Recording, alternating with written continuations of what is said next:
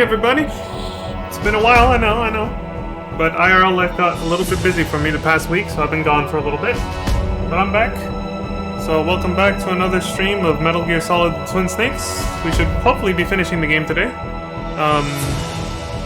Since, you know, newer, longer cutscenes from the original, but for the most part, we're close enough to the end that I think we can still finish within the next 2 to 3 hours at least. So let's get on with it, shall we?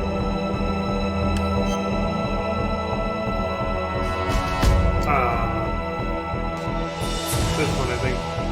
Yeah, that's playtime, along with the date, October 18th, so... Read mission log? Yes! Let's get a recap. To stop the launch of the new type of nuclear warhead, Snake must either use the detonation code emergency override key at the underground maintenance base or destroy Metal Gear itself. Snake fights Liquid's Hind D on the roof of Communications Tower B, defeats it, and gets to the snowfield north of Tower B. However, Sniper Wolf is waiting for him. After winning the sniping battle, Snake heads for the entrance to the underground maintenance base. There it is. Let's do it! Had to power up. Oh god. Should have closed my curtains if I'd known it was gonna be this dark in here. Hold on, it'll brighten up in a sec. Yeah, here we go. This is better.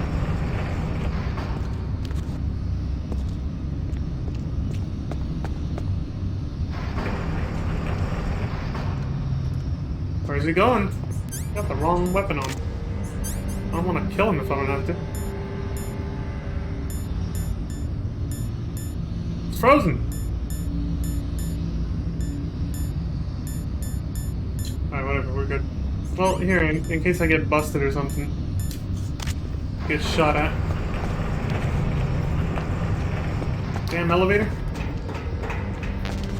Stun grenade.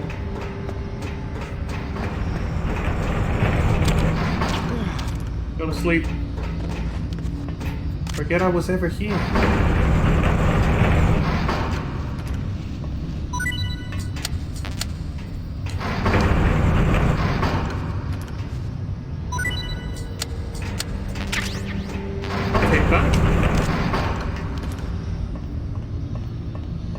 Now this is one where, yes, quality of life upgrade from Metal Gear Solid 2. You can actually fucking shimmy across the wall while crouched now, which has got to be incredibly hard to do, realistically. Like, holy shit, dude. You see how he was squatting? How do you shimmy across the wall like that? Like, how do his knees not get blown out? Mine wouldn't last even a split second. I wouldn't be able to squat down in the first place while up against the wall like that. Oh shit, there's a guy right there. Oh.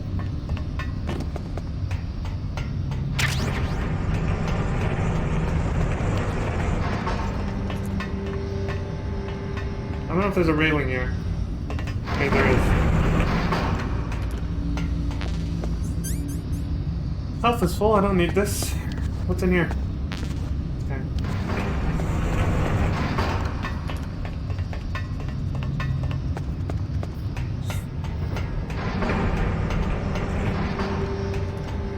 Got the elevator over here. Don't need it right now.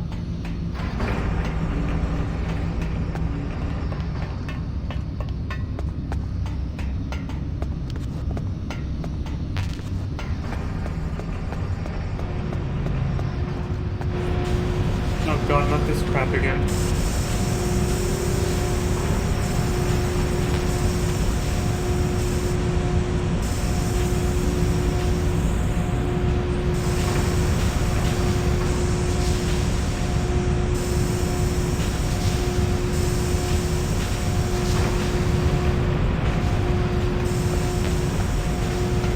I feel like it's a little easier to understand and dodge it here.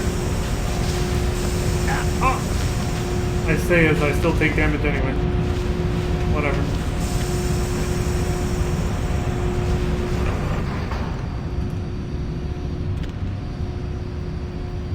You gonna see me? Yep. Ah! Get back in! Jesus. I think he's looking away. He's looking away. He's looking away. Never did show this death animation, did I? Well, it's not too complex. Obviously, it's just, you know, you just fall in. Luckily, you can't. Oh! No, wait! This happened last time. Don't. I was too afraid to try to stick to the wall because he almost went around the corner and just jumped into the goddamn lava. Or molten metal, I guess.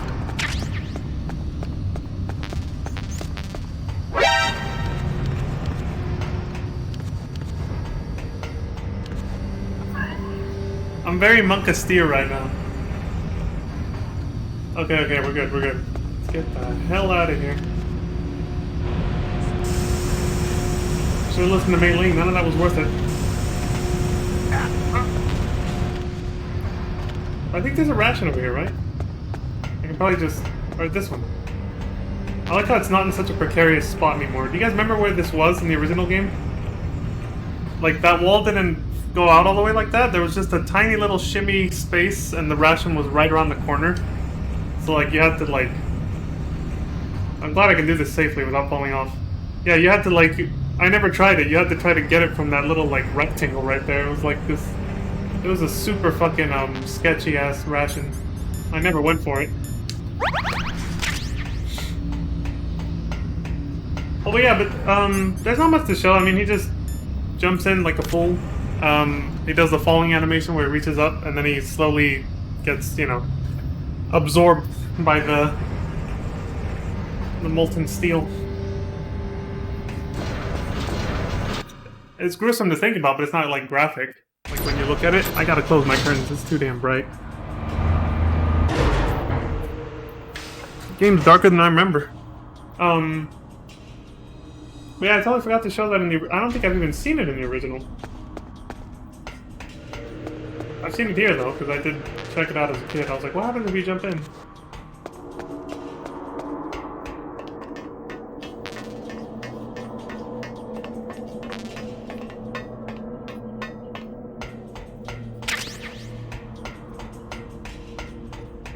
More tranquilizer sniper ammo.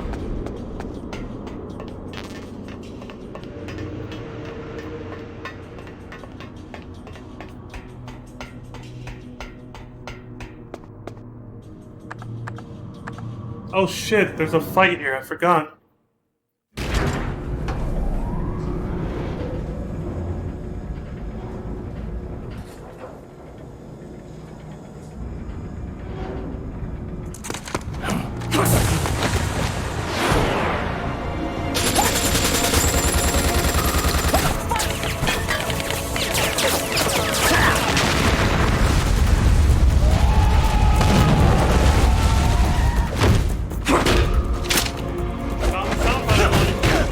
I found the soundbite I wanted. Oh, shit!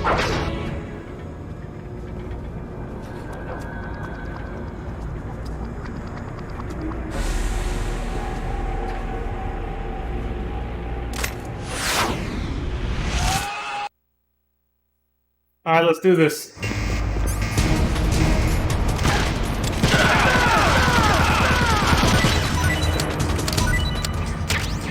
Hold down the A button to win. Yeah. A lot easier than last time, huh? Well, that's because it's a brand new difficulty mode called Very Easy, instead of just Easy. Also, they seem a little less tanky.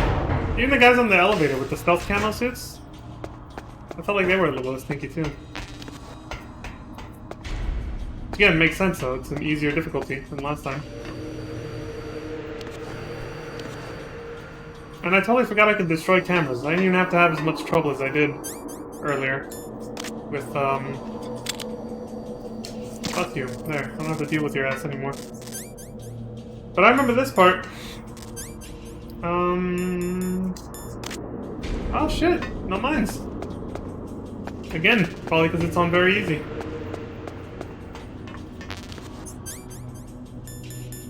It only took 1 point of damage anyway, but... What's this?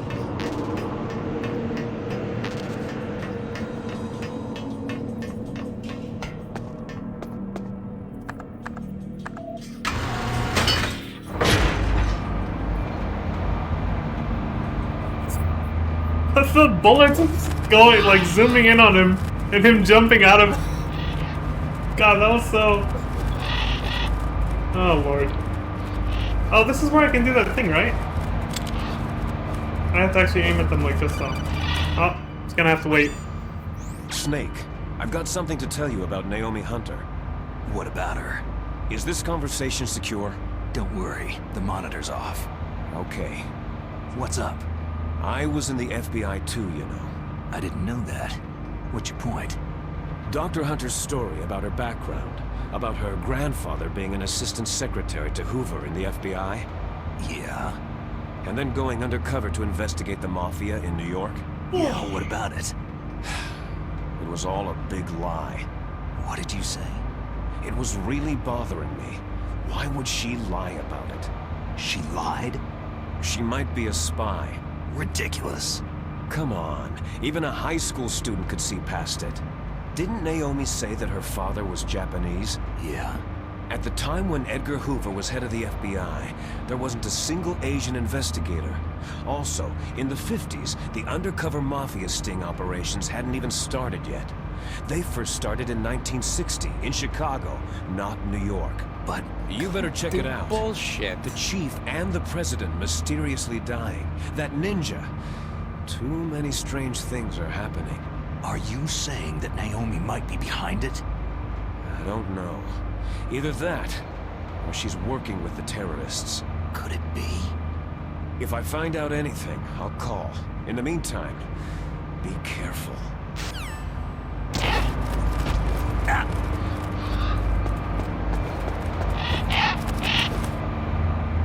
When you let go of the button, it shoots. So, when the call happened, I let go. I was just resting my control on my lap. So I guess right after that, it just bam. Anyway, so yeah, I want to try the Easter egg, though. That's why I did that. I don't know if this helps, because they're gonna attack me like we just saw, but... The one I never did in the original game, when we played it. Where, like, if you kill these, they're shitting on me. They start doing that because of the fact that I killed one. Shitting on me. But they also attack, like you just saw. Like, the Easter egg was supposedly they start to, what the hell's happening to my screen? I'm freezing! If you kill, like, a bunch of them, you get a call from, I think, Naomi... Who else? Yeah, I think it was Naomi, even probably Mei Ling and Campbell, I think. They all join in, they chip in, and they talk about, like, animal cruelty. I think it has to be before the fight against Vulcan Raven because of that conversation that happened just now. After the fight with Vulcan Raven, that little subplot they just started about Naomi kind of continues developing, and she goes off to take a nap. So she can't be there, so the Easter egg won't trigger because it involves her, I think. So you have to do this before the next boss fight, which is literally when I enter the next room, so it has to be now. I should probably just get closer. I might use the fondness too. But they do move a lot. Alright, yeah, they move a lot. Naturally. Let's see if this works.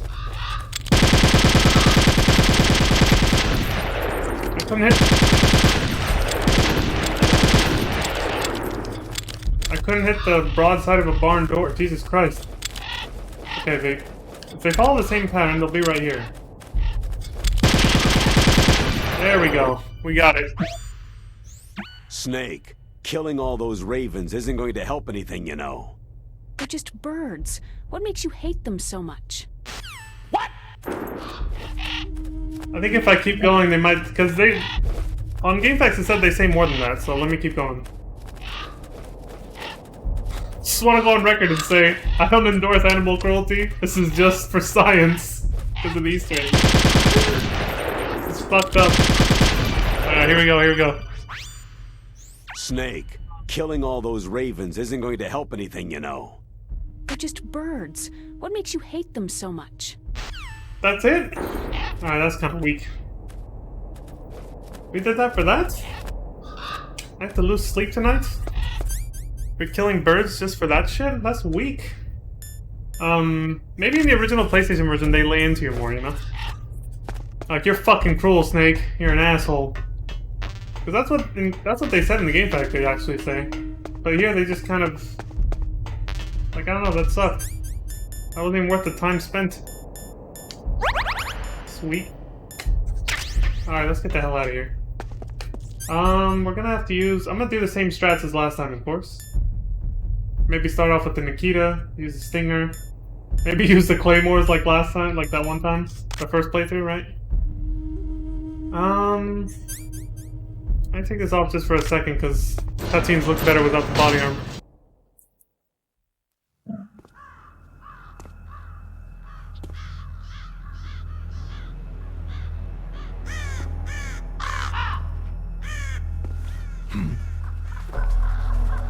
What's that?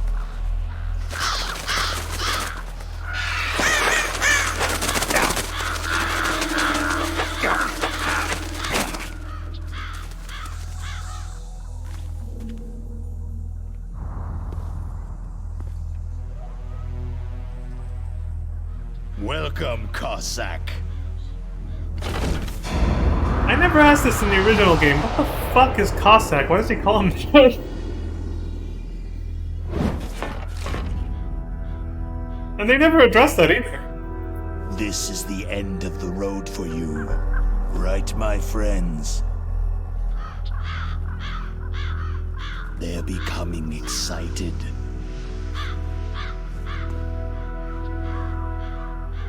How dare you kill my friends? Ravens aren't scavengers like most The people dialogue think. changed. Because I killed They're the birds. simply returning to the natural world, that which is no longer needed. Sometimes they even attack wounded foxes. You were the one in the M1 tank? Must have been a tight fit for a big boy like you.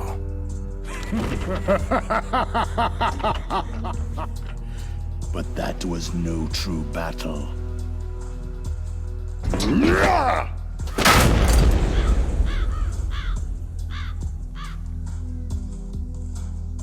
The Ravens and I were testing to see what kind of man you were. The judgment is decided. The Ravens say you are a true warrior.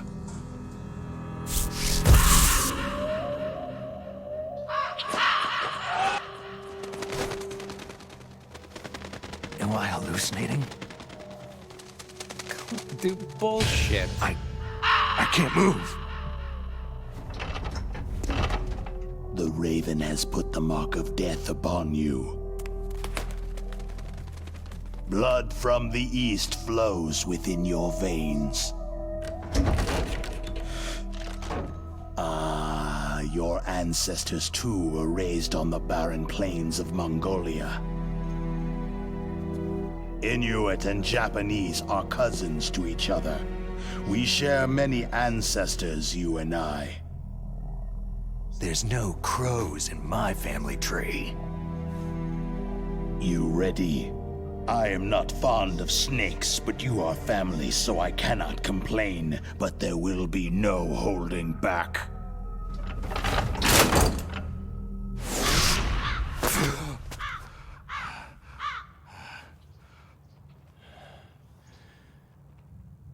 You live in Alaska, too. You know of the World Eskimo Indian Olympics. With that strength, you must have been training in the stick pull and four-man carry.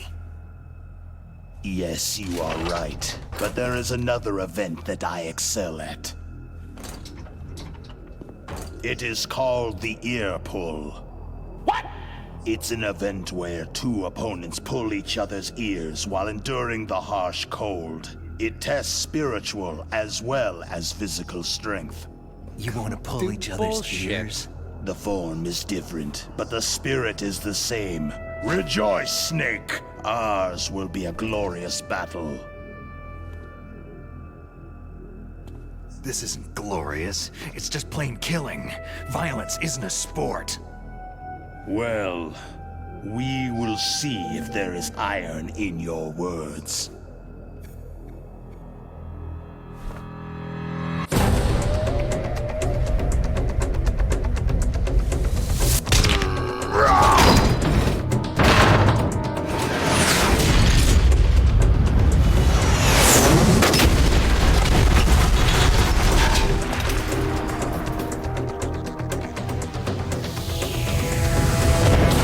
pulled out the rocket launcher and shot it that quickly, and destroyed it as it was coming at him from that range, really?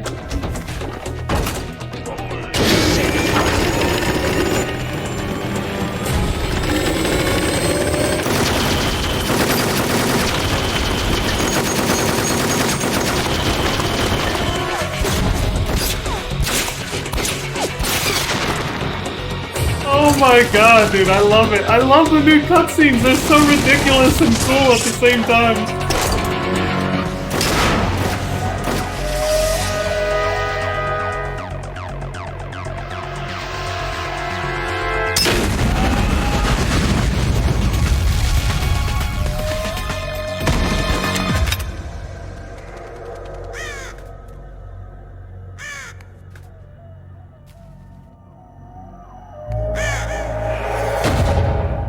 Raven versus Snake. Fight! I remember that shit. I remember that as a kid. The Crow does that shit. Round 1. Fight!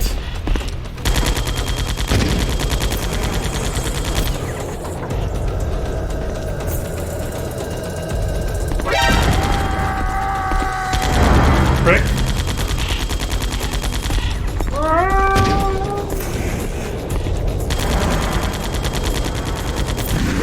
Bull?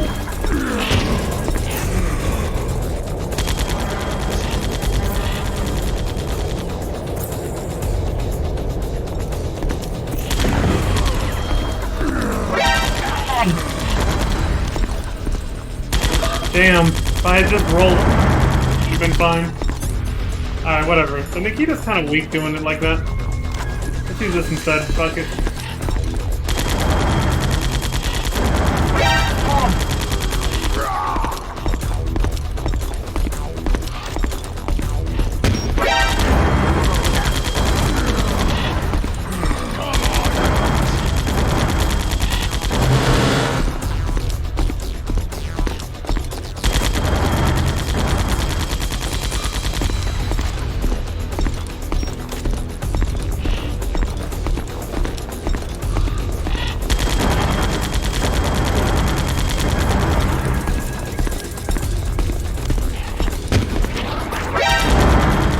Why did the rocket go after the Raven?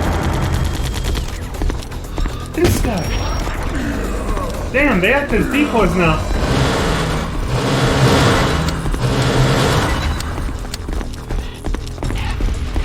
I am curious what they say in the remake about him. If anything different. Vulcan Raven is half Native Alaskan American and half Inuit. He was raised as a shaman, and they say he has supernatural powers. He crossed over the frozen Bering Sea into Russia, and during the Cold War served as a special operative for Vimpel, the Soviet ultra-secret Special Forces unit. In 1993, he was demoted by President Yeltsin following his coup d'etat, so he fled the country and became a mercenary. After that, he joined those rent-a-war bastards at Outer Heaven, Inc. He stayed there until he joined us in Foxhound, thanks to a strong recommendation from Revolver Ocelot. That cannon he's holding is a 20mm gun. You usually see them mounted on fighter planes. You can't take him on in a firefight. He'll make mincemeat of you. He's not just strong, Snake. He's a graduate emeritus from Alaska University, so he's a quick thinker, too. In any case, you'd better not try to attack him from the front. Normal weapons are no match for his 20mm Vulcan.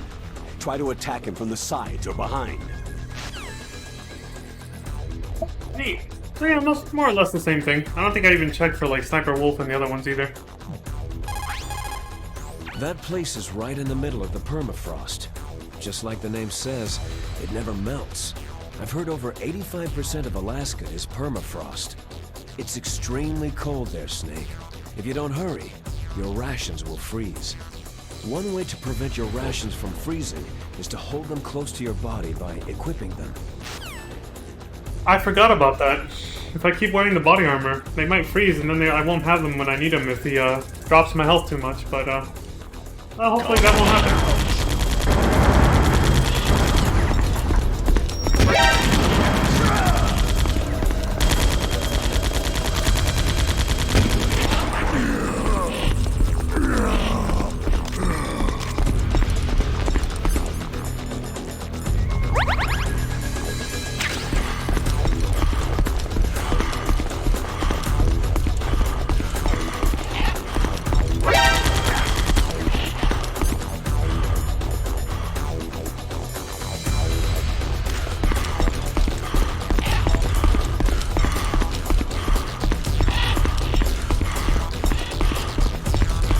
So I feel like the Claymore strat only works once there's less open space, when you drop more containers and there's more like narrow hallways, because it's more predictable where he's gonna go.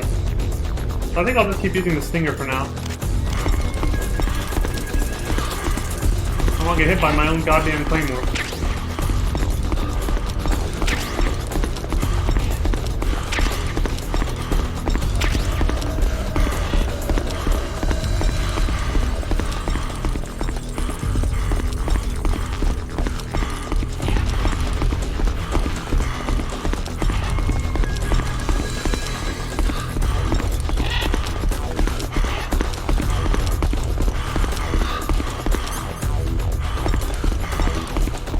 Yeah, I was thinking of planting a Claymore there, but I knew he wasn't gonna come this way.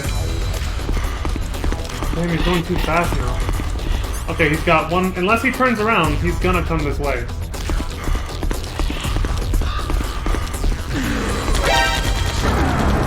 Shit!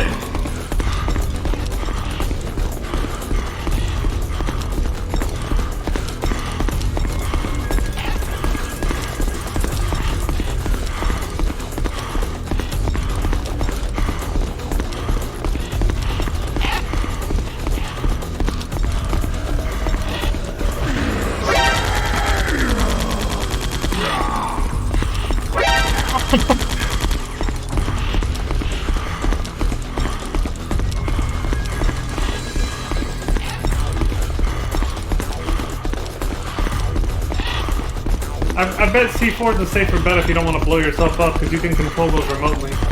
Let's try that. It's safer. It's safer to pick back up if it doesn't... Wait. Wait. Oh!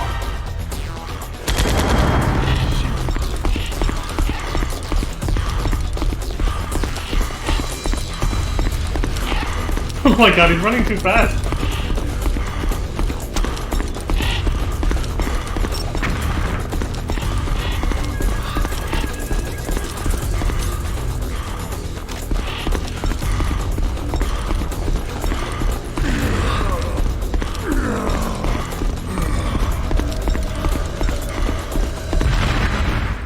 GG.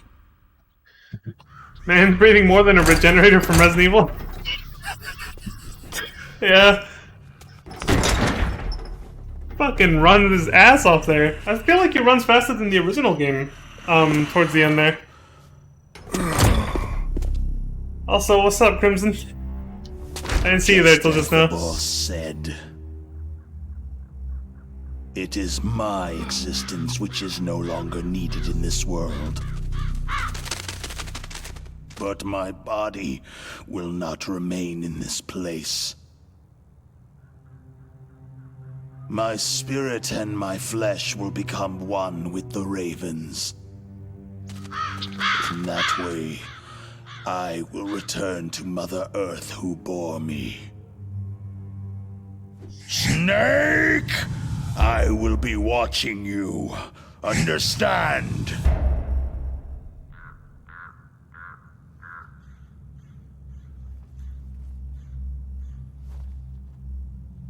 Snake, take this security card. It will open that door.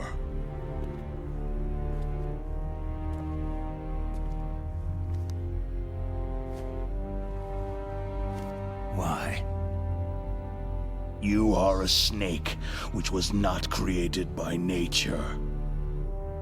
You and the boss, you are from another world. A world that I do not wish to know. Go and do battle with him. I will be watching from above. First, I'll give you a hint. The man you saw die before your eyes.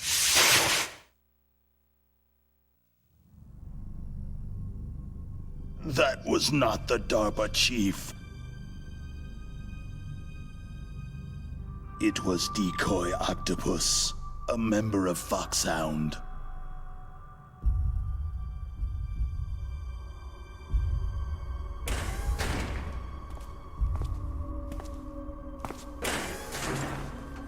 He was a master of disguise. He copied his subjects down to the blood, so he drained the chief's blood and took it into himself. But he wasn't able to deceive the Angel of Death. The Angel of Death?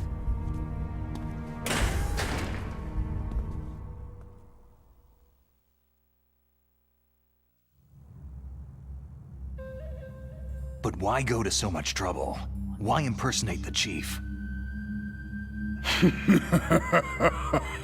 That is the end of my hint. You must solve the rest of the riddle yourself.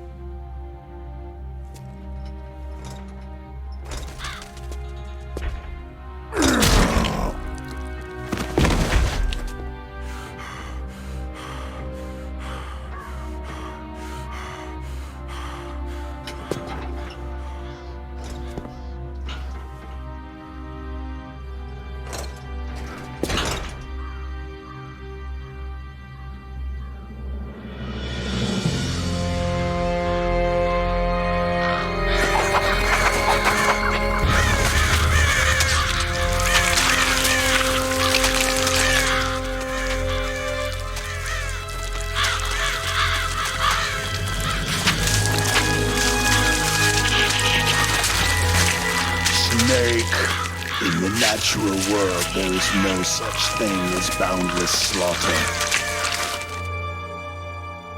There is always an end to it, but you are different. What are you trying to say? The path you walk on has no end. No matter how far you go, or how many corpses you crawl over, the killing will never end. It's a future without hope. Hear me, Snake. My spirit will be watching you.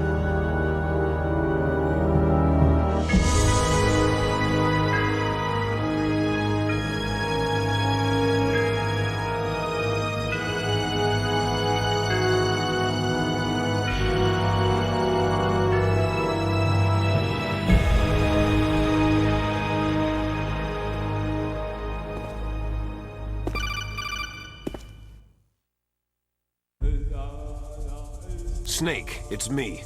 Master? It's about Naomi. Turn your monitor off. What about Naomi? Damn. Colonel, is Naomi there? No, she's away. She's taking a short nap. So what is this about Naomi? Okay, maybe we'd better let the Colonel hear this too. Yeah. Go on, Master. Well, basically, Dr. Naomi Hunter is not Dr. Naomi Hunter at all. What? I thought her story of her background sounded kind of fishy, so I checked it out.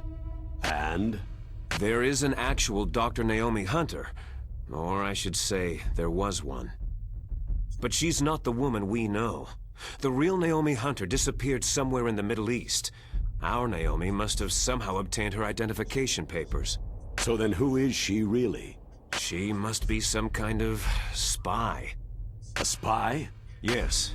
Maybe she's been sent to sabotage this operation. Are you saying she's with the terrorists?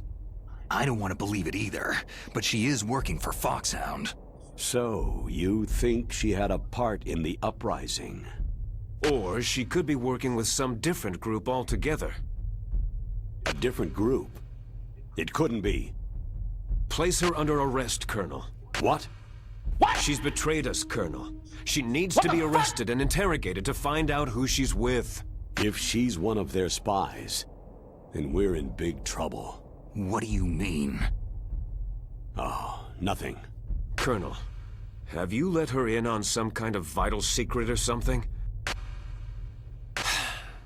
Does this have anything to do with the mysterious deaths of the DARPA chief and the Arms Tech president? I have no idea. Anyway, Bullshit. we cannot allow her to participate any further in this mission. Wait a minute. Without her, we can't complete this mission. I knew it. You're hiding something. Give me some time. I'll try to get it out of her. Hurry then. We've got to figure out who she is and what she's doing here. I understand. Snake, give me some time. I don't have any time left for you.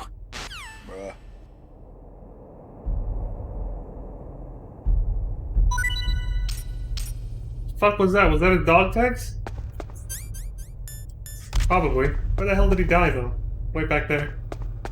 Alright, so I didn't want to interrupt the scene, so that's why I typed out my question, but, I saw that you said that you remember there being an Easter egg here.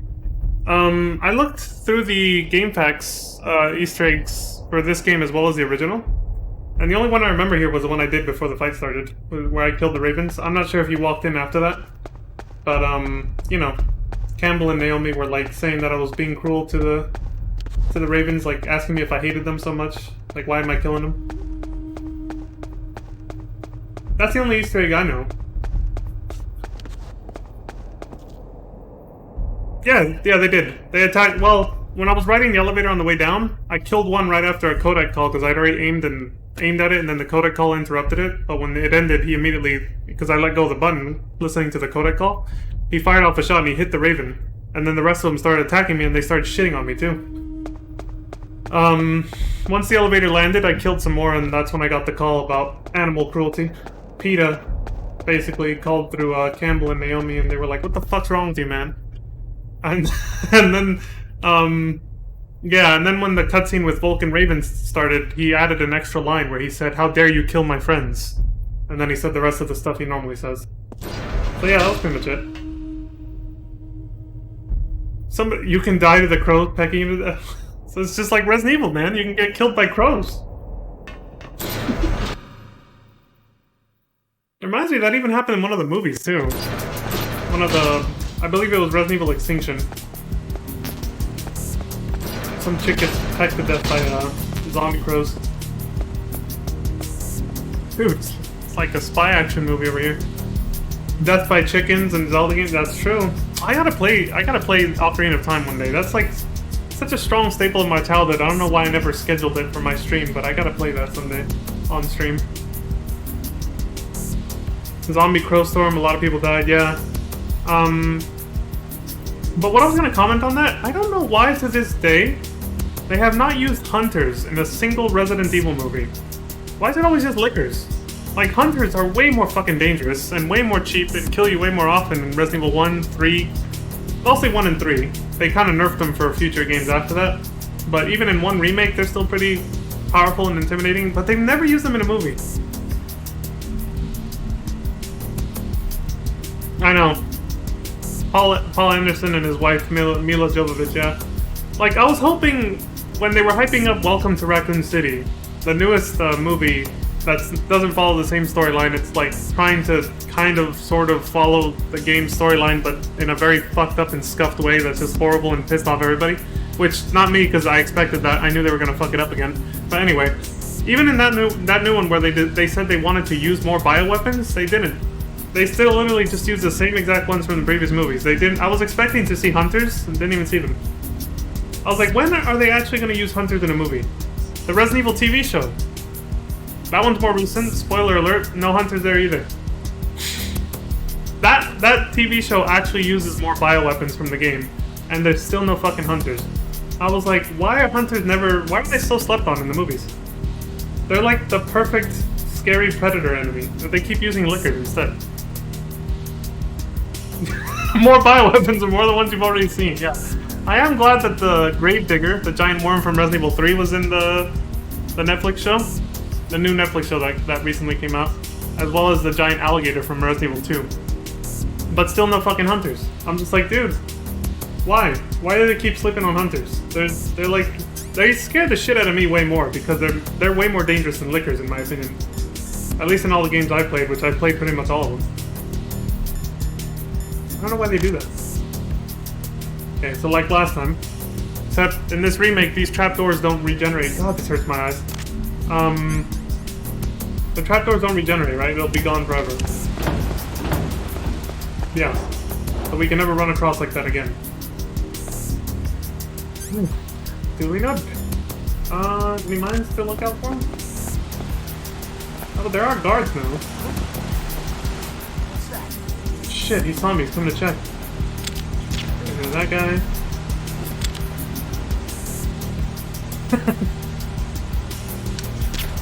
Oh. The cameras are gone though. You guys remember this place was filled with turret cameras. Now there's only 2. Right there. Yeah. All the other ones are gone. It's just 2 guards.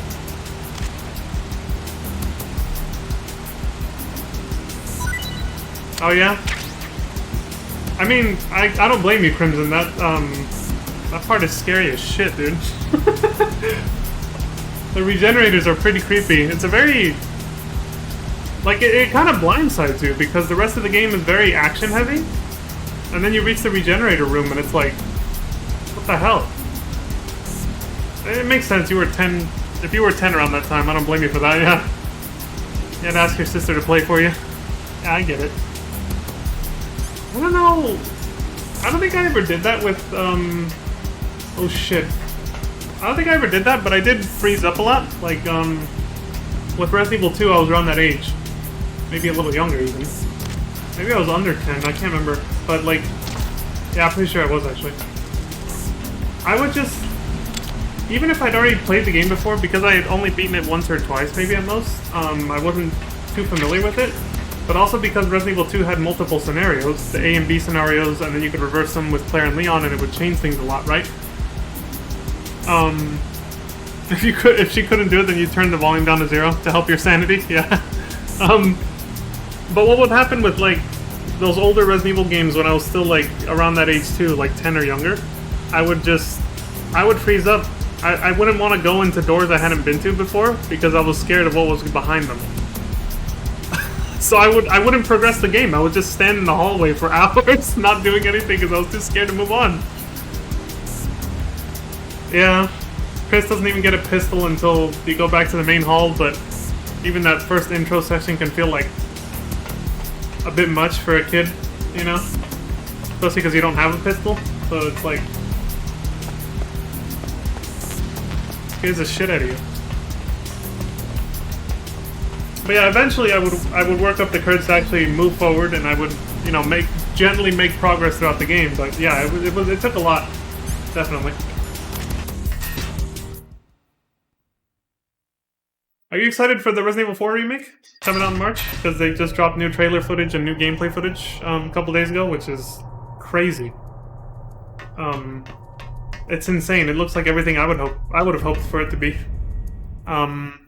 Like, it looks fantastic. Resident Evil 4 remake, I mean.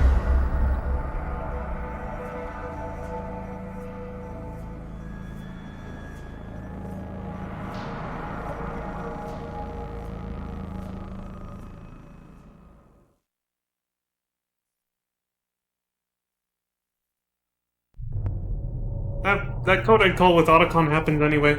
I don't have to call him, he's gonna call me in a second, when I get near the ladder, I think. If this follows the original game's script, that's gonna happen. Is that camera up there? No camera. Does the water still damage you? Is it like acidic or whatever? Let's see. Yep. Okay.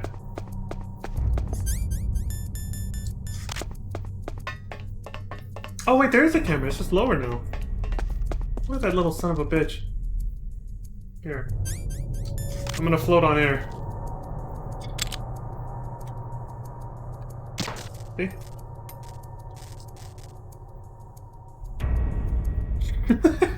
That's such a cheap thing you can do, isn't it?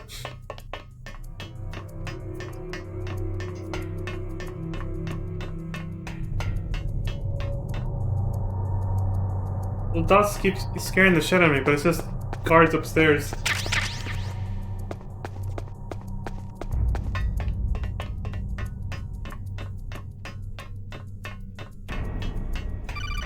Oh. Snake, it's me. What's wrong? Did you find a good place to hide? Yeah, thanks to the stealth gear. It looks like they've finished getting Metal Gear ready. How do you know that? I overheard them talking. Where are you now? Right in front of Metal Gear. But it's strange. What is? There's nobody here. No guards, no mechanics.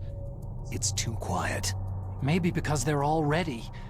They said they even input the PAL codes. What should I do?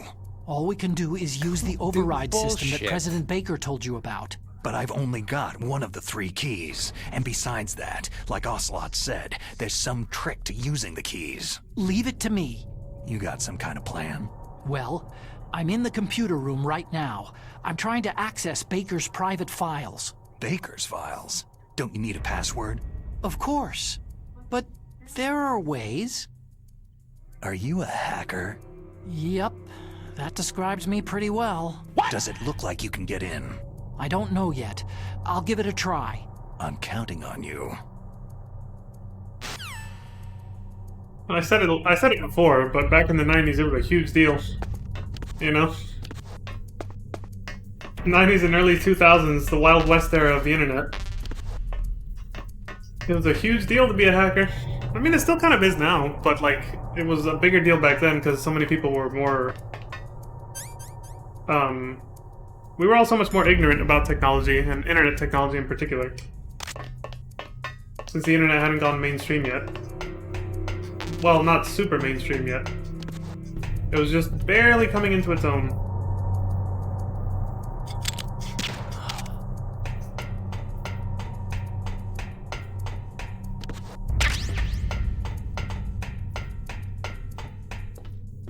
Excuse me, sir? Snake, it's me again. How's it going? Not bad. I just got past his 3rd security level. He was a pretty careful guy. Do you think you'll break in soon? I've never met a system I couldn't bust into. Okay. Keep trying. The thing with the PAL key here, where you have to like change the temperature of it and all that stuff, I think, but I'm not sure, the new quick way that there is in this game, I'm not sure if it actually causes us to skip codec calls. I think they might have actually worked around that. I want to try the quick way this run and see if it skips any of the codec calls that I know we're supposed to get when we do it the long way, which we did twice already in the original because there is no shortcut. I want to use the shortcut and see. Snake, I did it. You got past security? Bingo. Great. So what do you got? I accessed the confidential Metal Gear file. So what about the PAL override system that Baker talked about? Haven't found it yet. That's what I need to know. But Snake, I found something else. What? The secret behind the new nuclear weapon. Just as I thought, the nuclear warhead is designed to be fired from the railgun like a projectile. It doesn't use fuel, so it isn't considered a missile. That way it can get around all sorts of international treaties. Pretty sneaky. Yes, but effective. And that's not even the scariest thing about this weapon. I can't wait to hear this. It's a stealth weapon. You mean it won't show up on radar? Yeah. The truth is, they've been working on a stealth missile since the late 70s. Why weren't they able to develop one up until now? Because of the missile's rocket propulsion system. It would be picked up by enemy satellites. Because of that? But unlike a missile, the railgun doesn't burn any propellant, so it can't be detected by any current ballistic missile detection systems. An invisible nuclear warhead. Totally impossible to intercept. And on top of that, it's got a surface-piercing warhead designed to penetrate hardened underground bases. We learned that lesson in the Gulf War. This thing could mean the end of the world. It's the ultimate weapon. And from a political point of view, it avoids the problem of nuclear reduction and nuclear inspections. Colonel, is this true? Are you listening? I'm listening. It would push back the signing of the START III treaty. If word gets out about this weapon, it'd cause a whole world of trouble. Yeah, it would be nasty. The United States would be denounced by the UN. It could even bring the president down. Did you know this, Colonel? I'm sorry. You've changed, Colonel. I won't make any excuses. Snake, listen to me. This new nuclear weapon, it's never actually been tested. Only simulated. You mean with VR experiments? Yeah, that's why they were conducting this exercise. They needed to get actual experimental data to back up the simulation. What were the results of the exercise? It looks like it went better than they hoped for, but I can't find the data anywhere on this network. You'd think that data as important as that would be carefully recorded. It was. President Baker gave me an optical disc with all of the test data. What? Do you still have it? No. Ocelot took it from me. Damn. The terrorists have replaced the dummy warhead with a real warhead. Once they input the detonation codes, they should be ready to launch. So, you think they can do it? Well, the dummy warhead was designed to be identical to the real thing, so I think so. Did you find out how to override it yet? Not yet. It must be in a separate file. Right now I'm looking through all of Baker's personal files. We're counting on you. It's a long code I call, but I still shook my head again at the whole thing about the UN calling out the US. I was just like, yeah. In a world where the moon's made of cheese and the UN isn't just a puppet of the US itself, you know? It'll actually call it out when it commits war crimes. We all know that wouldn't actually happen, though. But, going back to what you said, Crimson, yeah, they introduced, the parenting. You said you didn't like how Leon parries the chainsaw with his little knife, right? I will say, when I saw it, it does kind of remind me of like some of the absurd shit you see in the cutscenes for this game. Which again, I like. I like the absurdity and I like the over-the-top action, like the Matrix and all that shit. Which is what inspired the cutscenes in this game. The cutscene creator was inspired by that movie a lot. But anyway, it is... That one is kind of a stretch. I will agree. I will say... yes, Chris punching a boulder into the volcano. It's like we're going back to that. I guess in a way it kind of fits though, because Resident Evil 4 is the one that started that. Meaning Resident Evil 4 was when the Resident Evil series started going in that direction. And here's the thing that most people don't know. I read this a long time ago. It was a very niche article that briefly mentions this, which is why most people don't know this. The blame for that, for Resident Evil becoming what it does after 4 and 5 and 6, you know, like how 4, 5, and 6 are. Very over-the-top action. The cutscenes just get more absurd. 6 is probably the guiltiest of this, but it started with the boulder punching in 5 where people started really making fun of it. All that started, like Resident Evil 4 is what it is, the original game. It is what it is because of the success of the Paul W.S. Anderson movies with Mila Jovovich. This was written in an article where Capcom was literally like, they saw how successful the movies were, and the movies were, you know, they kind of start with horror with the first movie, but then it becomes more like over-the-top action after that. And so because they were being so successful, that's when Shinji Mikami was like, we need to evolve the game too. So he's like, fuck Resident Evil 4 being like another survival horror game.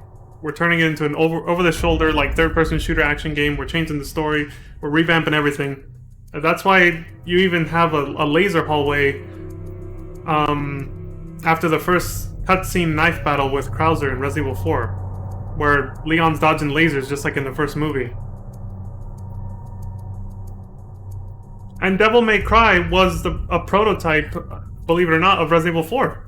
So yeah, they were already trying to go in that direction. Devil May Cry, that gameplay, that was Resident Evil 4 for a little bit. And then they were like, no, this ain't gonna fit. But this has potential, so let's turn it into a brand new franchise, and that's how Devil May Cry was born. It's literally a prototype for Resident Evil 4. And then they tried to take 4 as a more survival horror direction, make it creepy, less action. Then they scrapped it and said, no, fuck it, we'll go action, but we're not gonna make it like Devil May Cry now, because that's its own thing now, so then we got the Resident Evil 4 that we have now. A lot of shit happened during the development of Resident Evil 4. We got Devil May Cry, we got a weird prototype for Resident Evil 4 that didn't happen, but they flipped the assets into the Resident Evil 4 we did have, but completely different gameplay. You can still find it if you if you search on YouTube Resident Evil 3.5 footage, you'll see what the original Resident Evil 4 was actually going to look like. They were trying to go for a more supernatural approach, but they were obviously going to explain it. Like, they never actually go full... anything that looks supernatural in the Resident Evil series, they always find some way to explain it with science fiction. They never actually go... They never have crossed that border yet. Resident Evil Village looked like it was going to, but then they were like, no, it's just, you know, more of the mold stuff from the Mutant Mice Seat from Resident Evil 7. So yeah, they still have not crossed that threshold. Metal Gear Solid doesn't care. We have supernatural shit. Vulcan Raven, we heard his voice from Beyond the Grave just now. The telekinetic powers that Psycho Mantis has, like, they don't have any problem with that, but Resident Evil has still not crossed that threshold. Everything is still explained through sci-fi. It's still explained through sci-fi. Snake. Did you find it? No, I haven't found out about the override system yet, but I found Baker's ulterior motive. He's just looking to get rich, isn't he? That's part of it. Armstech is in much worse financial trouble than I thought. I know they lost their bid to make the next generation fighter jet. That, plus the reduction in SDI spending. It looks like there was even some talk of a hostile takeover. Everything was riding on this project, I guess. And it looks like they were paying a lot of bribe money to the DARPA chief. Bribe money, huh? Yeah, and Baker was a big proponent of the nuclear deterrent theory. I see. So anyway, what about the override? Just give me a little bit longer. Well, I don't have to type out what I was going to say now. I thought that was going to go longer. But yes, I agree with you, Crimson. I think that would be a really cool... That would be them showing how much they paid attention to detail to the original game if they do that. Which is really cool fan service. Even just little things like that. Like, there's a streamer I watch who says little things like that go a very long way when you're remaking a game that a lot of people care about. And I agree with him. I think that's true. Like, little things like what you just said, Crimson, if they keep things like that, it would make a lot of fans happy. Just because of how much they're respecting the source material. Unlike the movies and other media of Resident Evil that doesn't do that. And this is a whole separate rant sort of tangent he went on when I watched him talk about all this stuff, but he also mentioned that that's why most video game movies aren't that successful, because they disrespect the source material or don't follow the same like story and stuff. He's like, if you want a video game movie to succeed, you need to respect the source material, whether that's following the storyline very closely or closely enough, amongst other things. And so far, the only movie that in existence, like in recent times, or at all, maybe ever, that has done that has been the Sonic the Hedgehog movie, which is why people love it. There's some haters, sure, but there's a lot of people who love it because of how faithful it is to the source material. Imagine that. Sadly, one thing from the demo, when you ran into the house to barricade yourself into, they removed some of the stuff you blocked the door and windows with. Oh, I didn't notice that, like the bookshelves and stuff. I think you're right, yeah. The houses also look very different, but I'm very happy that they're still in the same place. The village has like the same layout. At least that first part. Okay, I've entered the PAL codes and disengaged the safety device. That massive Can launch cartwheel. anytime. There's still no response from Washington. It looks like we'll have to show them that we mean business. Should I set it for Cherniton, Russia? No. There's been a change. The new target is Lopnor, China. Why, boss?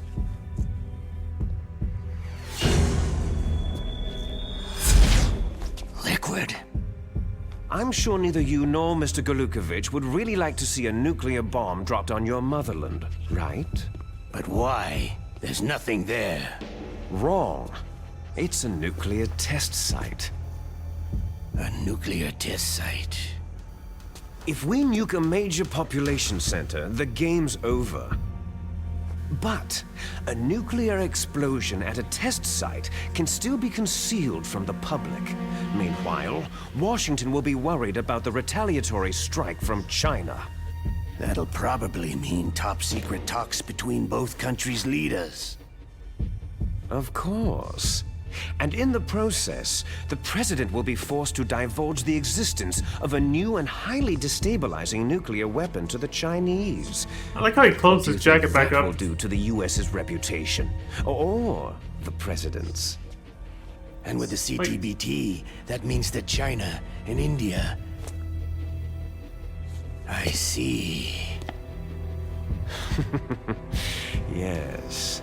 When the other countries hear about the new weapon, they'll all want to contact us. Washington won't be very happy when we start selling their own system to the highest bidders. Yes, the president will break. He will give in to our demands. Big Boss's DNA and $1 billion. $1 billion. All for money. That money will be used to cure our genome soldiers as well. I'm also including the Foxdie vaccine in our demands. Foxdie. It killed Octopus and the Arms Tech president. So it's true that it affects older people first. Mantis might not have been affected because he wore a mask. Wolf wasn't infected either. Perhaps due to those tranquilizers she always took. Something to do with amphetamine and adrenaline levels in the blood. They deployed a product still in development into live combat. No surprise it was unreliable. They must have been desperate. In any case, have you heard from your friend Colonel Sergei Golukovich at Spetsnaz yet? He still has doubts about the ability of Metal Gear. He said we can talk after Metal Gear's test launch is successful. He's a very prudent man. There's nothing to worry about. The Colonel wants Metal Gear and a new nuclear weapon so bad he can taste it. If Russia wants to regain its position as a military superpower, they need to reinforce their nuclear arsenal. They need a nuclear weapon that can't be intercepted. Metal Gear will allow them to gain first strike capability over the rest of the world. Their regular army is in shambles, and they think they can restore their country's military power with nuclear weapons? That Golukovich, he's no warrior. He's a politician. Maybe so. He's the one who gave us the Hind, and most of our other heavy firepower. He's got over 1,000 Sounds like he's about to soldiers laugh under at his himself. command. If we joined forces, we could put up quite a resistance here. Since Mantis died, the Genome Soldier's brainwashing has started to wear off. I'm worried about the men's morale. An alliance with the Russians would boost that as well. What are you saying? We're not going anywhere. We're going to dig in here. It's going to be a long war. We could still escape. We have the new nuclear power, and we're going to ally with Golukovich's forces. Are you going to fight the whole world? And what's wrong with that? Fighting the whole world? From here, we can launch a nuclear warhead at any target on this planet. A nuclear warhead invisible to radar and totally immune to interception. And on top of that, this base is full of spare nuclear warheads. Once we get the DNA and the money, the world will be ours. But boss, what about your promise to Colonel Golukovich? I have no interest in the revival of Mother Russia. You're not thinking of reviving Big Boss's dream. From today, you can call this place Outer Heaven. Big Boss's dream. Boss, you're not worried about the PAL being overridden? If the code is entered again, it'll be deactivated.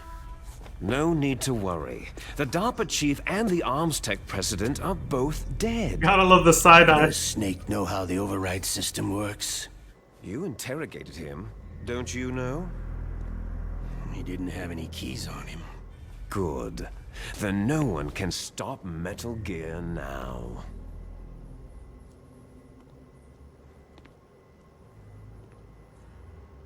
By the way, what should we do with that woman? Want me to kill her? Let her live. She's Campbell's niece, and Snake cares for her. We'll keep her as our ace in the hole. Meryl, she's alive. Not for much longer after we gave up on the torture sequence.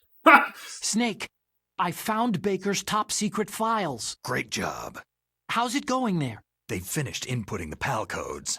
So, how do we deactivate them? Okay, you see, the override system that the President was talking about, it can also be used to input the detonation codes.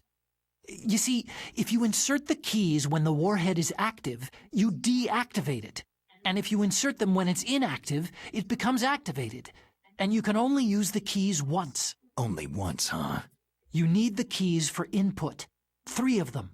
But I only have the one. Where are the others? Hold on a minute. You see, that's the trick. You already have all 3 keys.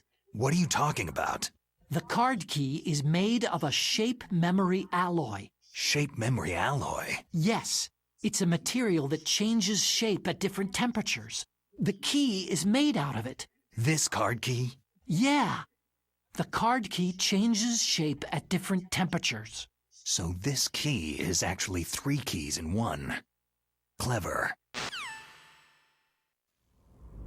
Can you see the input terminals in the center of the control room?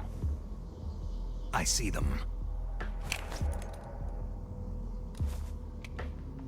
Those 3 laptop terminals are for the emergency input.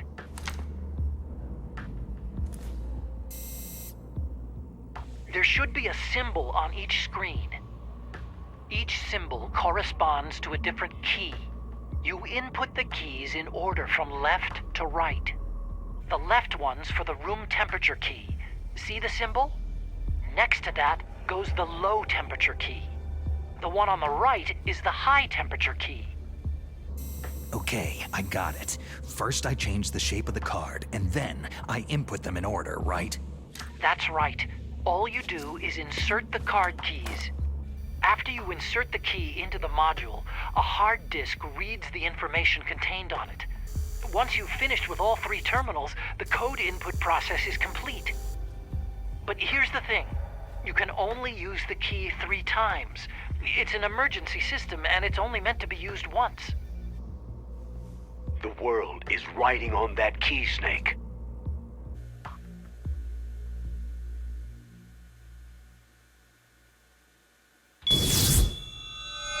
Who's that?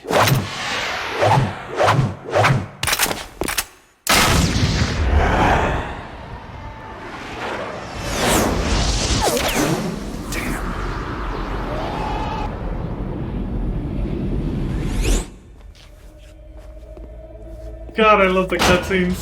The key fell in the drainage ditch. Snake! This is bulletproof glass. There's no way in. I'll enjoy watching you die. Snake, you've got to get that key.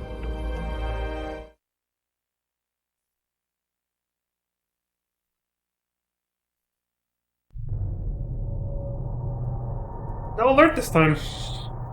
Last time, you know, the scene ends, and since he said I'll enjoy watching you die, an alert starts and the soldier starts coming at you. Maybe it's because I already tranquilized him. I don't know.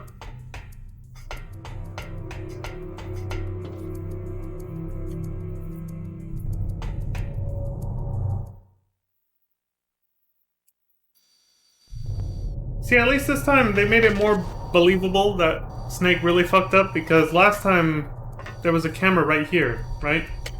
And it's like, how would Snake not see the obvious camera there? Like in the original game, he doesn't see it, and it's staring him in the face.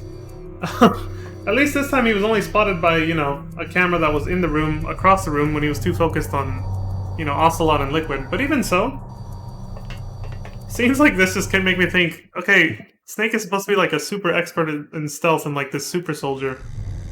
Why is he so sloppy? I was like, why is he so sloppy in cutscenes? I feel like he doesn't live up to his own reputation in the cutscenes, you know?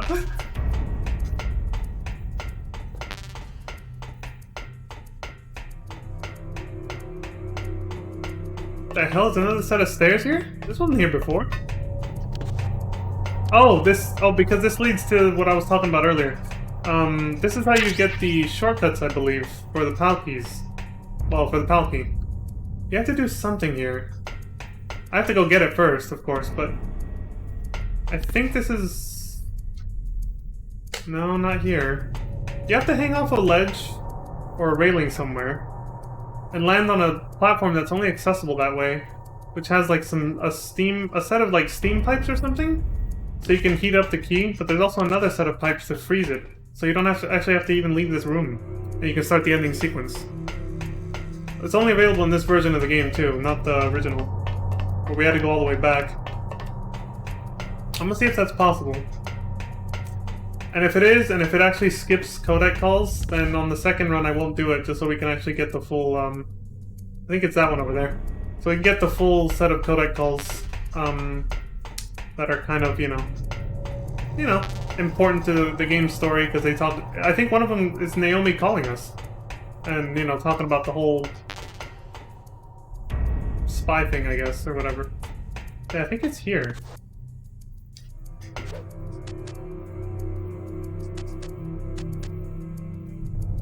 There it is, yeah. See that? One of them's a hot pipe and the other one's a cold one.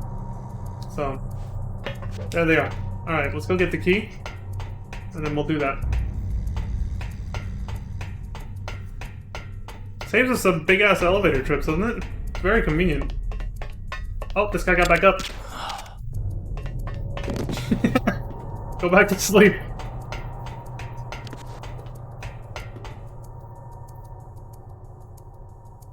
It's that platform. You have to do something a little tricky. And if I fuck it up, we're dead. Because it's too big of a fall. If I fuck it up, we'll fall all the way down here and die. All the way into the, shit water or whatever. So, I do have to be careful here. But you're supposed to let go of the railing, and then grab the other railing under it, right as you fall by it, right by it. You have to actually grab. If you don't push the grab button, he won't grab it, he'll just keep falling. Oh! The fucking rat! It took the PAL key just like last time. That's what happens if you take too long, because I was fucking rambling. I think. This might be the bomb decoy. Yeah, it's a fucking time bomb. Snake, did you find the card key? No, it's not here. Don't be ridiculous. You saw it fall into the drainage ditch, didn't you? The drainage ditch. Isn't there something odd about it? No. There are a lot of big rats, though. That's it, Snake. A rat must have eaten it. Now who's being ridiculous? No, I'm right. There's no other possibility. Rats eat all sorts of things. There's nothing unusual about that. Love how he put his sunglasses back on and tied his hair back while I came down here. Still in the goddamn control room with Ocelot.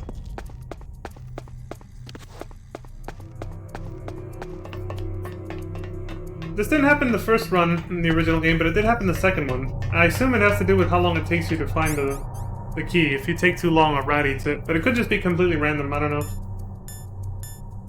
I hate to do this to you, little fella. I'm gonna get peed on my ass again, but it is what it is.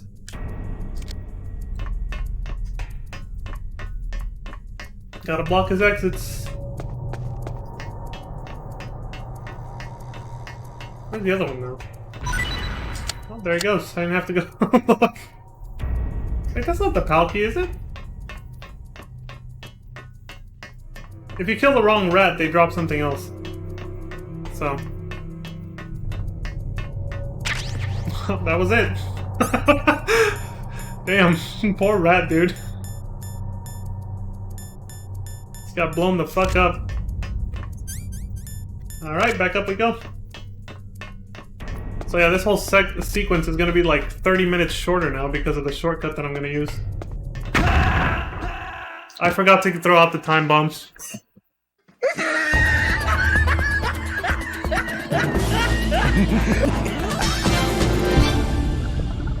Wait, what is... Did anyone catch that? I don't know what the hell they said, but I totally forgot to throw out the fucking time bomb, dude. I got distracted with the codec call, where he was like, a rat ate it, or whatever.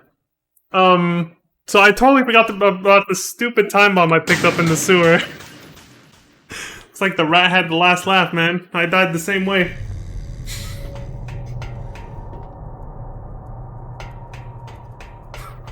That was hilarious, dude. That's a much better scream. David Hayter did the scream better for the original game. It's not like a huge difference, but it's there.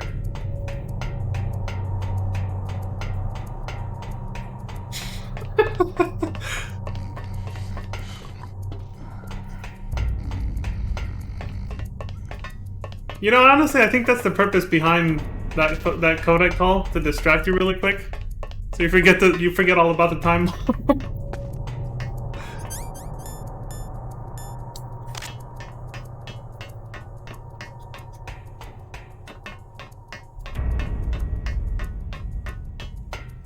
again.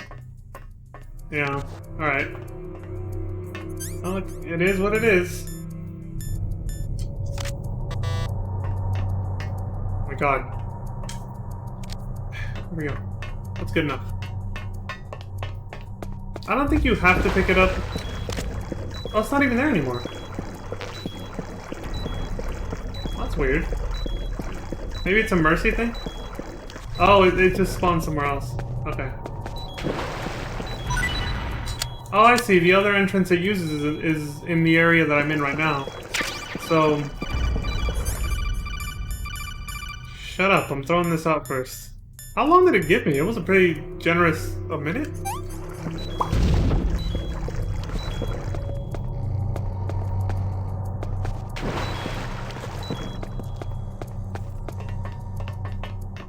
It blew up instantly in the water, I guess. What was I saying? I don't remember. Something about... Oh yeah, the little vent shaft that the rat was using. With the Palki. I think it was, it connects to that side that I was just at. The bottom right. So when I went over there, he freaked out, and he ran back into the little air vent. Yeah, around here somewhere. I saw a little white dot with the mine detector. So he was somewhere around here, and he saw me and ran back that way, and then that's when he got hit by the claymore. Poor little guy.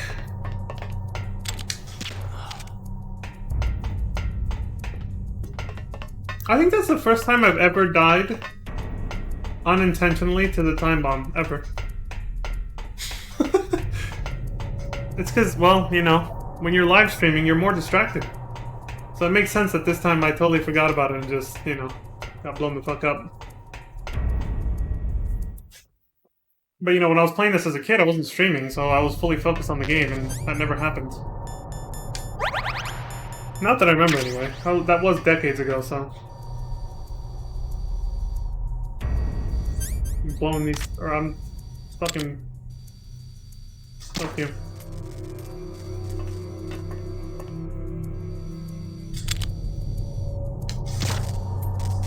Oh. Is there anything in here?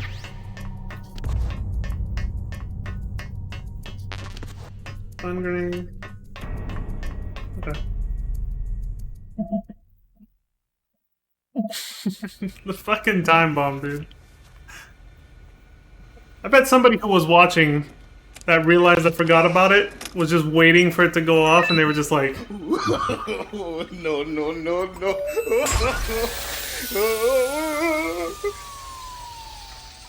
and then fucking... PAL code number 1 confirmed. Awaiting PAL code number 2. Okay, that takes care of PAL code number 1. Now, PAL number 2, freeze the key.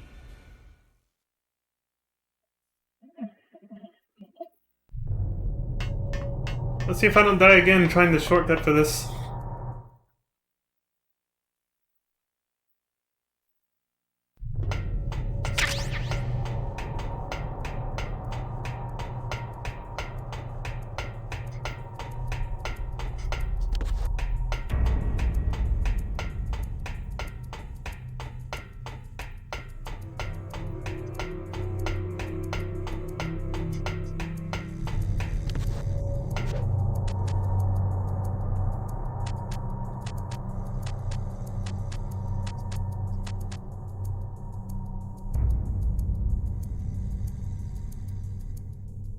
Okay, so I think to let go on purpose, you have to hit X or B, and then to grab on, push Y, the action button.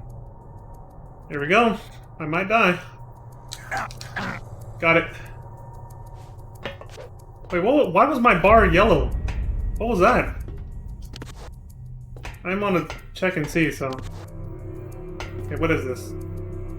Steam, caution. What's the other one? Liquid nitrogen. Caution.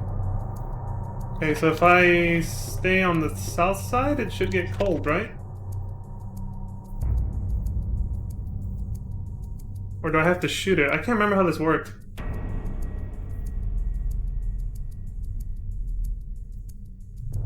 I think, Let me see what happens if I shoot him. Oh, there we go. Ow. I mean, it hurts, but it works. That's how you do it. Oh, it's because I leveled up my grip level just by doing that? Sweet! Oh my god, okay, the shortcut hurts. You gotta take damage. That means if you're doing a no damage run, you can't do these. You have to do it the long way. You're fucked.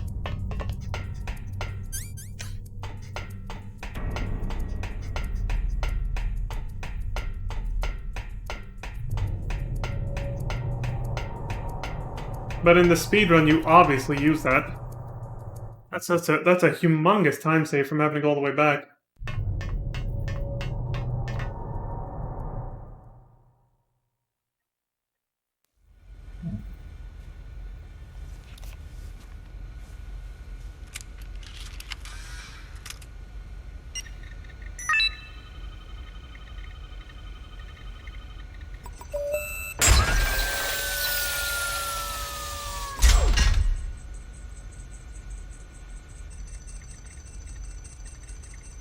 PAL code number 2 confirmed. Awaiting PAL code number 3. Okay, there goes PAL code number 2. Next comes PAL number 3. Warm the key. Right back to those pipes.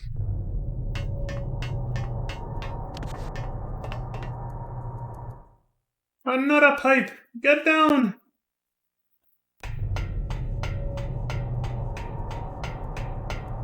Yeah, the word pipe, for some reason, sometimes. Not always, but sometimes I remember,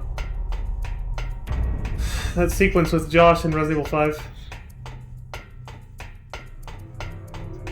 Where he's driving the boat. It's over here, right? Oh, hold on. Oh, there it is, yeah.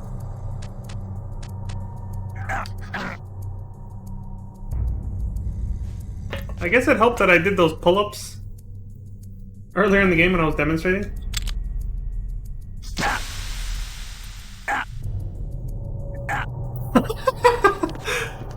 Sorry, Snake. It hurts, but we have to. Trying to save some time here. Oh, here's the codec calls. Snake, it's about Naomi Hunter. Then you should talk to the Colonel. He's looking into it. Turn your monitor off. Okay, it's off. No one else can hear us. Go ahead. Sorry, but I didn't want the Colonel to hear. Okay, so what's up? I've got a good friend in the Pentagon. Yeah? He's the one who told me about it.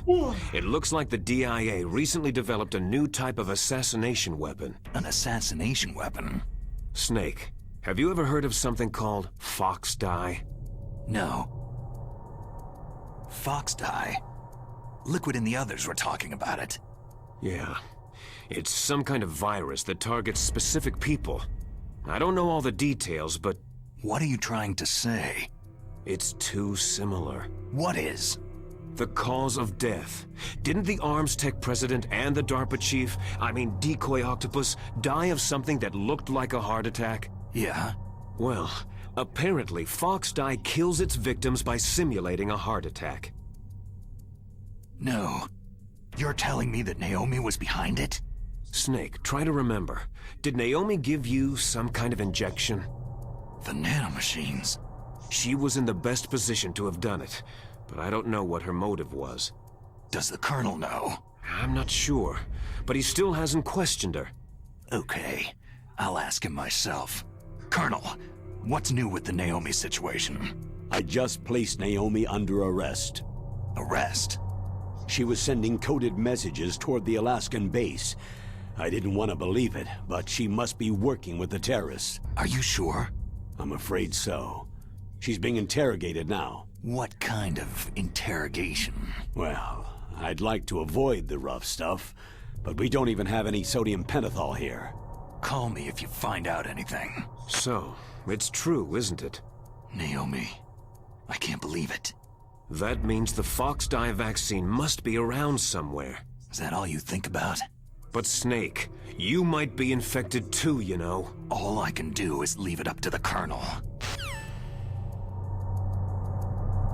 I like how he calls him out in this one. He didn't say that in the original. Snake's like, is that all you think about? But see, I think it did skip one phone call. Or codec call. The one where Campbell first butts in, or did we see it? Fuck, I can't remember. This stream has gone all over the place. I've been talking about so much shit. I don't remember if he actually... Because I think there's supposed to be a codec call where he's like, oh, it's about Naomi, and then he's like, wait, turn your monitor off, and then Campbell's like, what about Naomi? He's like, oh shit, he heard us already. And he's like, alright, fine, let's let him in on it, and yada yada. Snake, can you hear me? It's Naomi. I think I might have skipped that one, I'm not sure. What the hell? Campbell and the others are busy right now. I'm on a different codec. Naomi, is what the Colonel says true? Yes, but not everything I said was a lie. Never mind, it did happen, I remember now. I don't know anything. My parents' face is my name. The name and ID I have now I just bought. But the reason why I study genetics, that was true. 'Cause you want to know yourself, right? That's right. I want to know where I came from. My age, my race, anything. Naomi. I was found in Rhodesia sometime in the 80s, a dirty little orphan. Rhodesia? What's now known as Zimbabwe? Yes. Rhodesia was owned by England until 1965, and there were lots of Indian laborers around. That's probably where I got my skin color from, but I'm not even sure about that. Naomi, you're too worried about the past. Isn't it enough to understand who you are now? Understand who I am now? Why should I? No one else tries to understand me. I was alone for so long, until I met my big brother. And him. Your big brother? Yes. Frank Yeager. What? He was a young soldier when he picked me up near the Zambezi River. I was half dead from starvation, and he shared his rations with me. Yes. Frank Yeager. The man who you destroyed was my brother and my only family. No. Gray Fox. We survived that hell together, Frank and I. He protected me. He is everything to me. The only proof I have of my existence. Of my existence as an individual. And he brought you back to America? No. I was in Mozambique when he came. Who's he? You mean Big Boss? Yes. He brought us to this land of freedom, this America. But then he and my brother went back to continue the war. And that's when it happened. You killed my benefactor and sent my brother home a cripple. I vowed revenge and joined Foxhound. I knew it was my best chance to meet you, and I prayed for the day that I would. So, were your prayers answered? Yes. I waited 2 long years. To kill me? Is that all you cared about? Yes, that's right. 2 years. You were all I thought about for 2 long years. Like some kind of twisted obsession. Do you still hate me? Not exactly. I was partly wrong about you. What about Liquid and the others? I'll have my revenge on them too. Naomi, you didn't kill that doctor too, did you? The one that used Gray Fox for his genome experiments. Dr. Clark? No. That was my brother. Afterward, I covered it up and helped him hide out. So that ninja, I mean Gray Fox, he's come here to kill me. I don't think so. I think he just came here to fight you. I wasn't sure before, but now I think I understand. A final battle with you. That's all he lives for. I'm sure of it. Fox. Naomi, tell me something. About FoxDie? FoxDie is a type of retrovirus that targets and kills only specific people. First, it infects the macrophages in the victim's body. FoxDie contains smart enzymes, created through protein engineering. They're programmed to respond to specific genetic patterns in the cells. Those enzymes recognize the target's DNA? Right. They respond by becoming active and using the macrophages. They begin creating TNF-epsilon. Huh? It's a type of cytokine, a peptide which causes cells to die. The TNF epsilon is carried along the bloodstream to the heart, where they attach to the TNF receptors in the heart cells.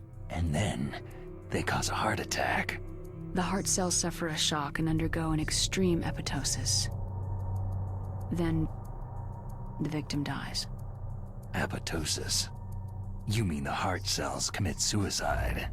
Naomi. What? You must have programmed that thing to kill me too, right? Do I still have time? Naomi, I don't blame you for wanting me dead, but I can't go yet. I still have a job to do. Listen, Snake. I'm not the one who made the decision to use Fox Dye. Huh? You weren't? No. You were injected with Fox Dye as a part of this operation. I just wanted to let you know that... No. That's not the whole truth. Huh? The real thing that I wanted to tell you was, Snake... Hey! What are you doing? What? What the fuck? Snake. Naomi? Snake, I can't allow Naomi to make any more unauthorized transmissions. What? Naomi's been removed from this operation. What happened to Naomi? What did she mean when she said that Fox Dye was a part of this operation? Colonel, let me talk to her. I won't. She's under arrest. Colonel, you double-crossed me. Snake, there's no time for that. Right now, your job is to stop Metal Gear. Okay, Snake? Fuck you. I feel like that's what Snake wanted to say in that moment.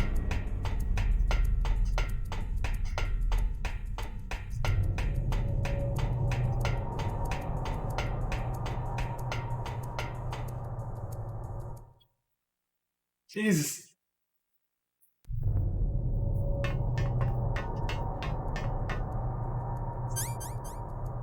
Wasn't there a ration here? Oh, fuck. Oh, man, we're going into this without full health. Alright. Wish me luck, I guess. Well, I can always pick one up during the fight, though, maybe. That might have been a waste. He might actually start with full health no matter what. Whatever. I'm gonna need the stinger, of course. And I'll make a save. Safety save, in case the power goes out or something. Naomi's under arrest. What the hell is happening over there? What's the Colonel thinking? Colonel Campbell is... I'm sorry, I can't say anymore. But please believe me, I'm here to help you until the end.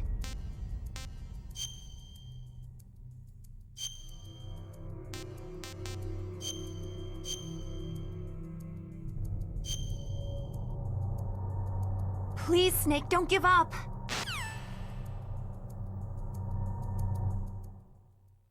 Here we go.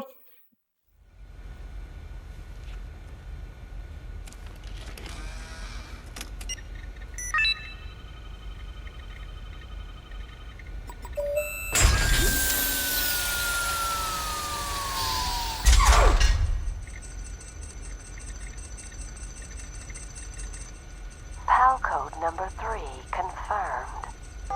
PAL code entry complete. Detonation code activated. Ready for launch. No! Why?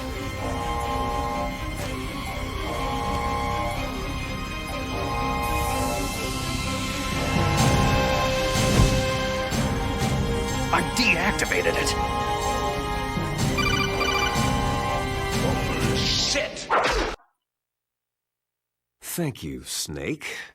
Now the detonation code is completed. Nothing can stop Metal Gear now. Master, what's going on? You found the key, and even activated the warhead for us too. I really must express my gratitude. Sorry to have involved you in that silly shape memory alloy business. What are you talking about? We weren't able to learn the DARPA chief's code. Even with Mantis' psychic powers, he couldn't read his mind. Then Ocelot accidentally killed him during the interrogation. In other words, we weren't able to launch the nuclear device and we were all getting a little worried. Without the threat of a nuclear strike, our demands would never be met. What do you mean? Without the detonation codes, we had to find some other way. That's when I decided you might prove useful, Snake. What? Well, for starters, I had Decoy Octopus disguise himself as the DARPA chief. We thought we'd get the info from you, but there was Foxdie. You mean you had this plan from the beginning? Just to get me to input the detonation code? You didn't think you made it this far by yourself, did you? Who the hell are you? In any case, the launch preparations are complete. Once the world glimpses the power of this weapon, the White House will have no choice but to surrender the Foxdie vaccine to me. Their ace in the hole is useless now. Ace in the hole? The Pentagon's plan to use you was already successful in the torture room. Snake, you're the only one who doesn't know. Poor fool. You bastard! Who are you anyway? I'll tell you everything you want to know. If you come to where I am, that is. Where are you? Very close by. What? Snake, that's not Master Miller. Campbell, you're too late. Master Miller's body was just discovered at his home. He's been dead for at least 3 days. I didn't know because my codec link with Master was cut off, but Mei Ling said his transmission signal was coming from inside the base. So who is it? Snake, you've been talking to... Me, dear brother. Surprise, motherfucker! Liquid! How the... You've served your purpose. You may die now.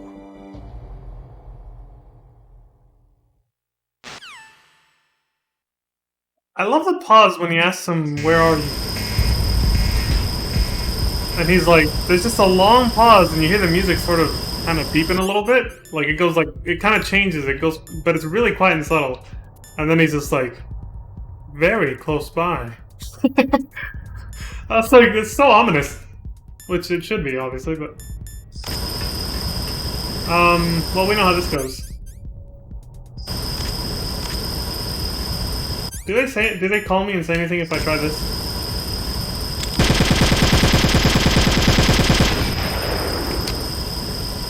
Okay, I didn't think so, but I wanted to see.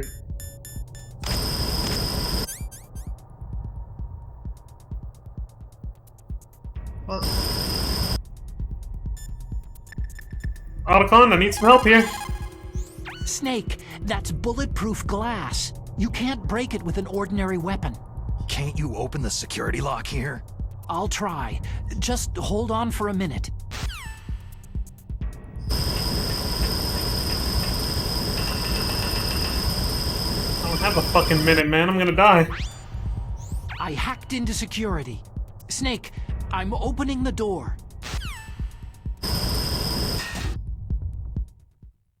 Ooh.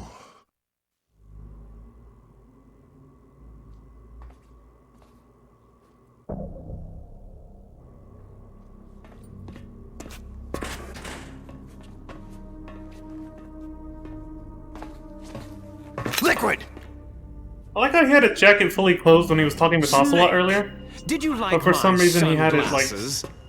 Oh, you'd point a a jacket weapon open at during your the torture own thing. brother? Why did you disguise yourself as Master?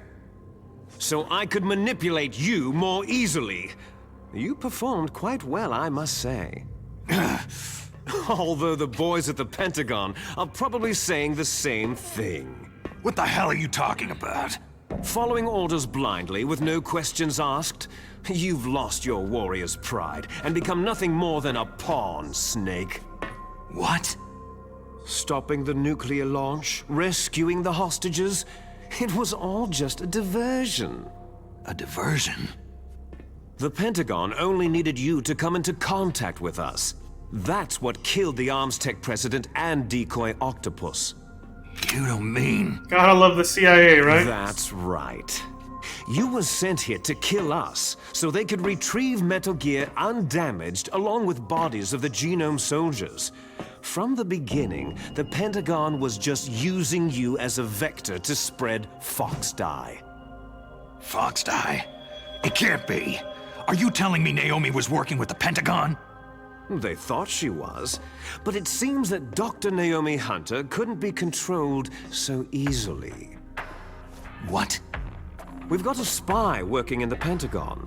He reported that Dr. Hunter altered Fox Dye's program just before the operation, but no one knows how or why. I wonder. Maybe they arrested her so they could find out the answer to that. No doubt. But I had no idea she was motivated by such petty revenge.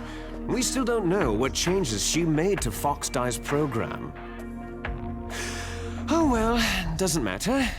I've already added the Fox Dye vaccine to my list of White House demands.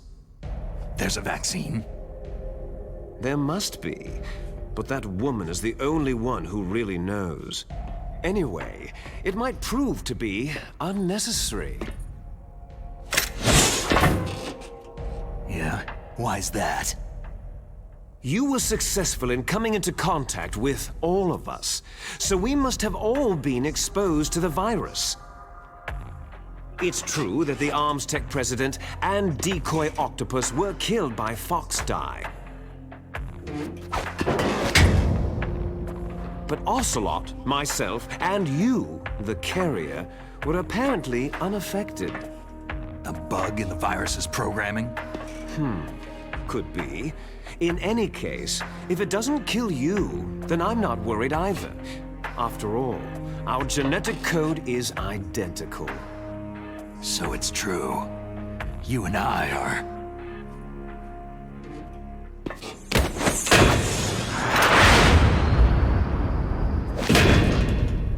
Yes, twins. But we're not ordinary twins. We're twins linked by cursed genes. Les enfants terribles. You're fine. You got all of the old man's dominant genes. I got all the flawed, recessive genes. Everything was done so that you would be the greatest of his children. The only reason I exist is so they could create you.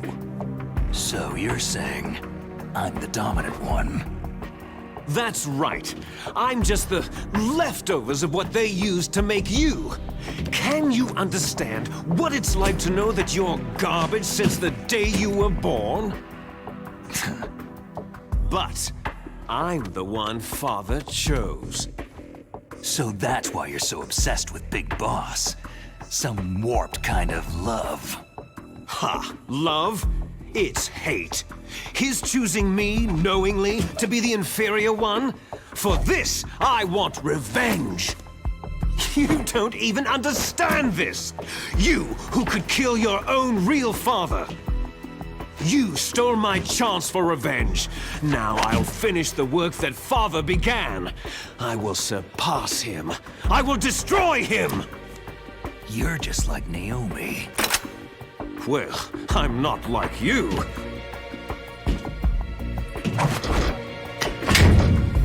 Unlike you, I'm proud of the destiny that is encoded into my very genes.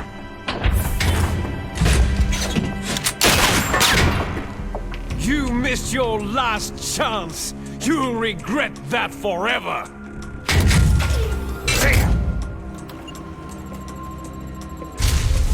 The hero always lets the villain talk and ramble his ass off. Sacrifice yourself to this historic weapon.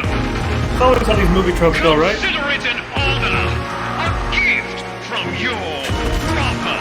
Well, movies and video games, right? Now, you shall bear witness to the demon weapon that will drag the world into the 21st century. I mean, this whole thing is reenacted in the Praetorium at the end of Rome Reborn, isn't it? We let Gaius ramble on and on and on about how he's the rightful ruler of Eorzea and all this stuff, and we just sit there and let him talk until we start fighting, and then we let him walk away so he can get in the ultimate weapon. I almost said Metal Gear, because it's like the same shit. He gets in the pilot scene, then we fight him in the mech. Same shit. Praetorium and Rome Reborn is literally just the reenactment of this game.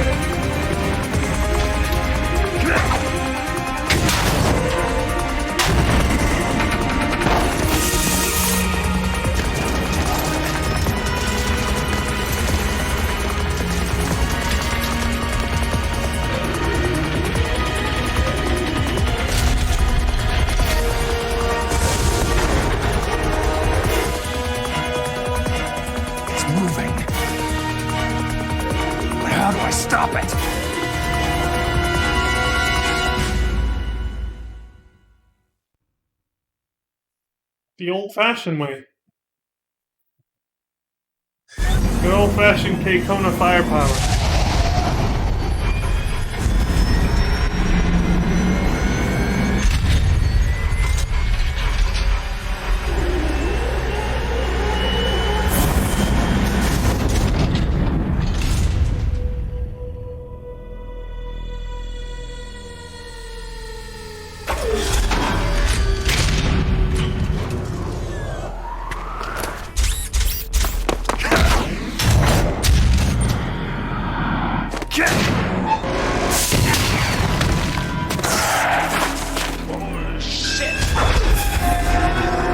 Kickbox Metal Gear Rex? What is he doing?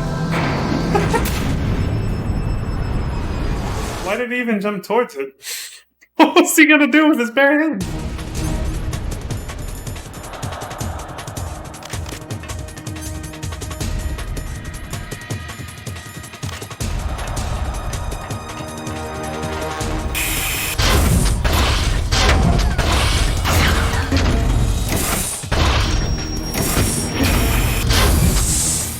See what they say this time around. Snake, your grip has gotten stronger. Looks like your hard work is paying off. Well done, Snake. Just talking about the fact that I leveled up my grip strength. What the God help us. Metal Gear is moving. Snake, by immersion. It's all riding on you now. You've got to stop that thing. But how? You'll have to ask Dr. Emmerich, the guy who made it.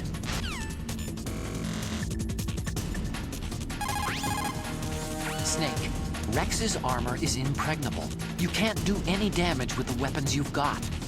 Rex uses the latest advances in compound armor. The only way you can pierce it is with a high-performance heat round. So what do I do? Rex's pilot seat operates exactly like a VR system.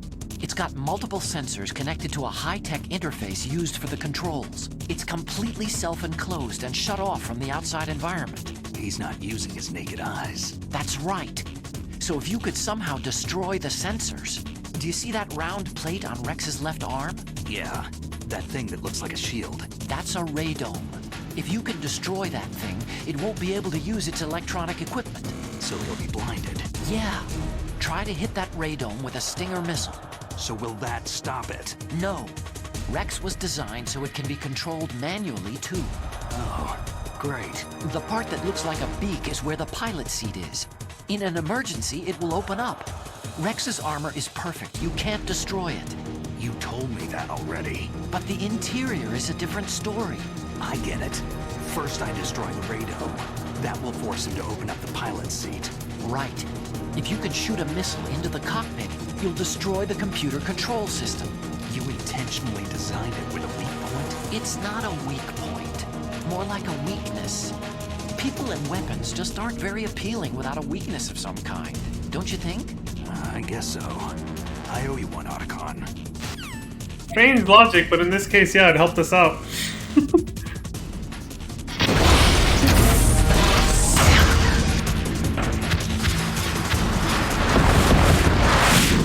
But you can actually kind of hide from them now. This time the fight's a little bit easier than it was in the original game.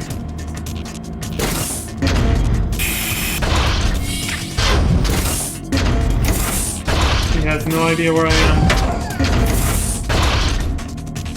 See, it's because in the original game he moved a lot faster, so it was harder to hide from him and run away.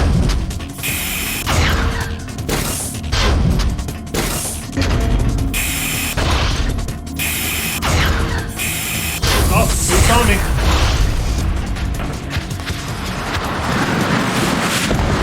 Ooh, the missiles travel faster though.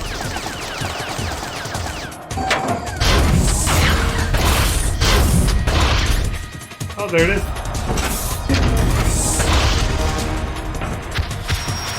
Oh, man.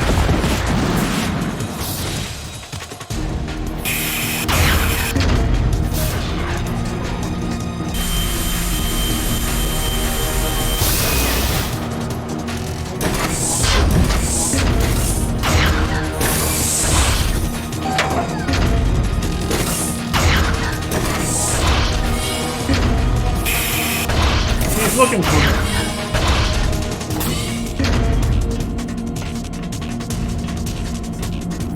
shit, boy.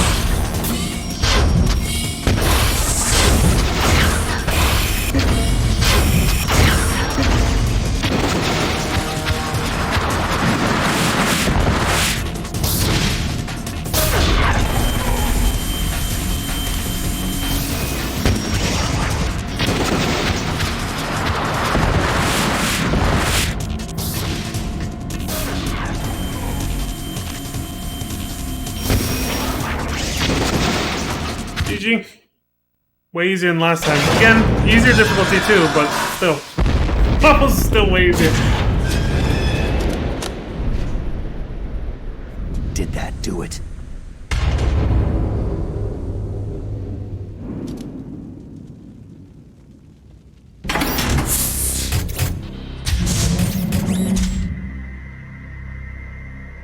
Damn!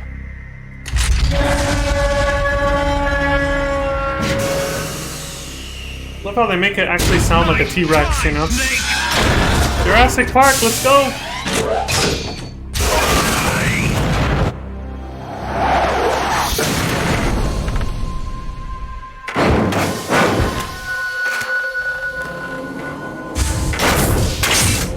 Hurry! Get away! Gray Fox! A name from long ago. It sounds better than Deep Throat.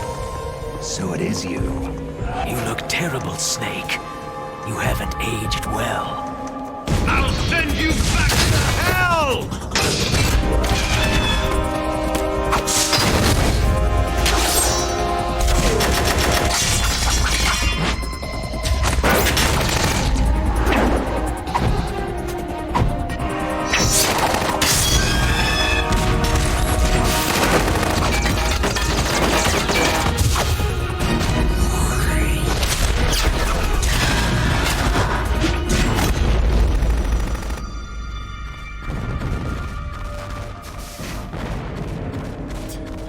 Very well Fox, done.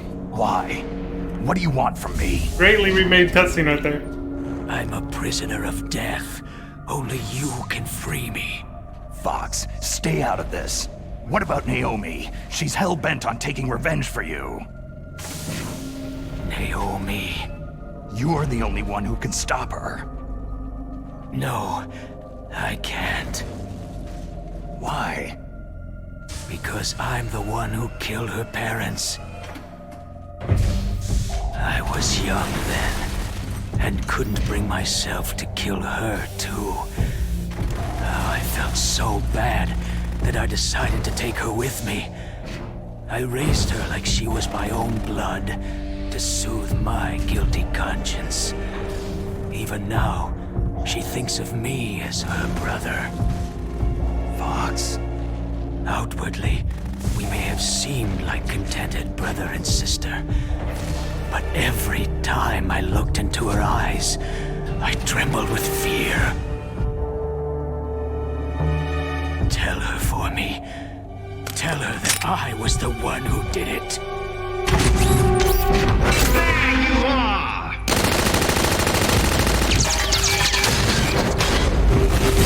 We're just about out of time. Here's a final present from Deep Throat. I'll stop it from moving. Fox!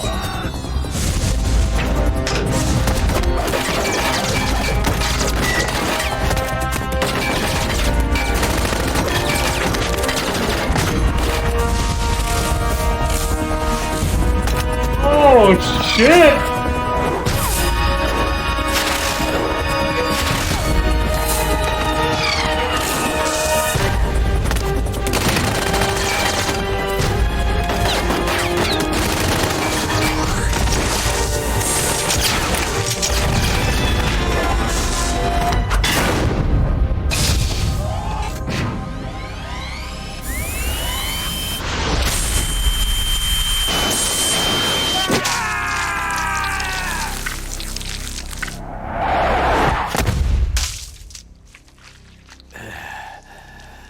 Timing for that was almost a little too good, considering I haven't seen these scenes in decades.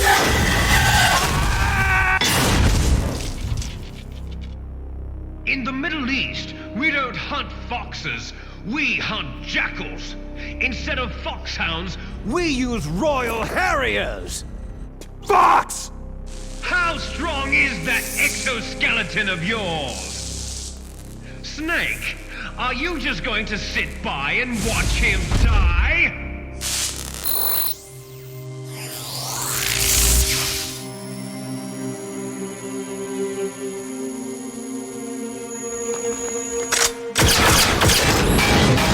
A cornered fox is more dangerous than a jackal!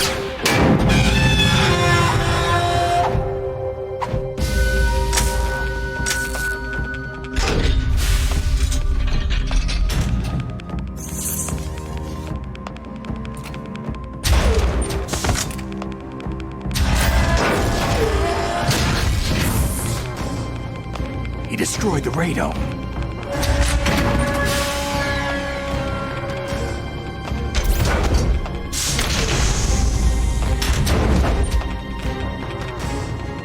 Impressive! You are indeed worthy of the codename Fox. But now you're finished! Now, fire the stinger! Fox! Can you really shoot?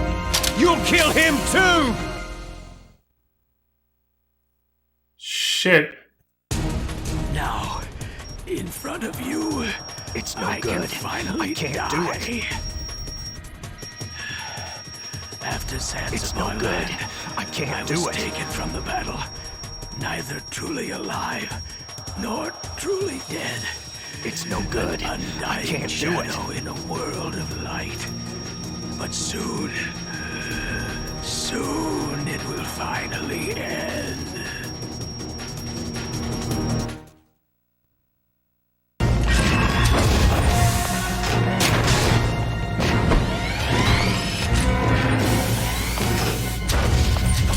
Die! Fox!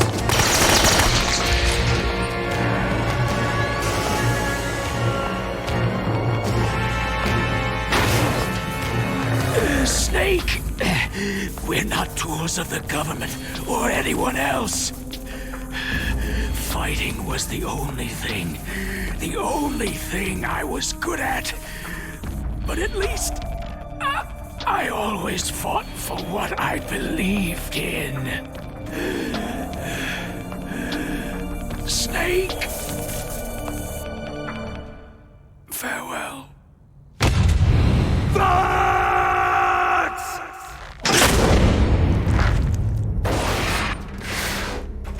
Foolish man! When death is entreated, the battle is decided.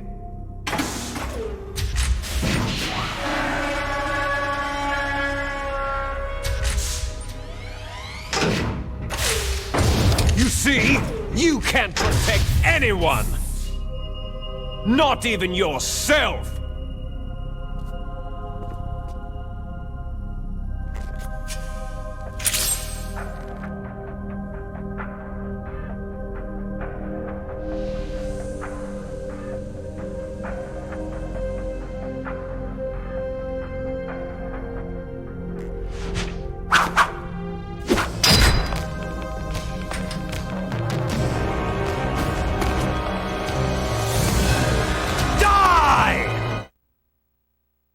Made you think he was gonna fight him with a samurai sword, right? And it's like, no, Snake's not gonna try to fight him like that. There you are!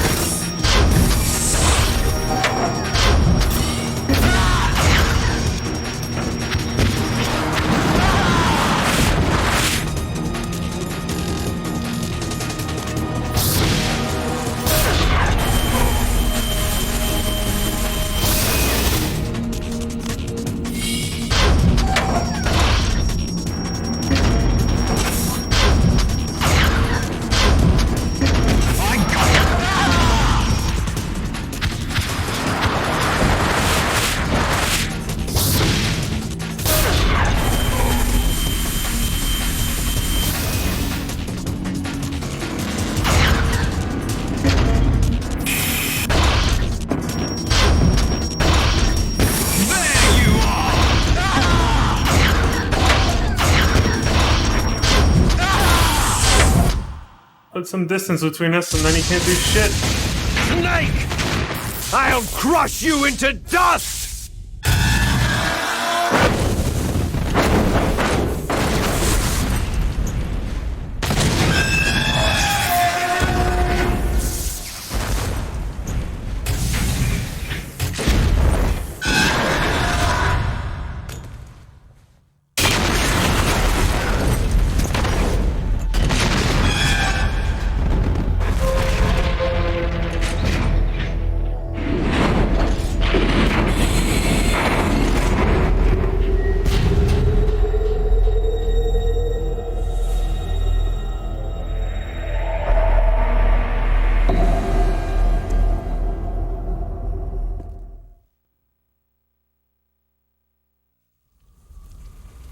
Sleeping late as usual, eh, Snake?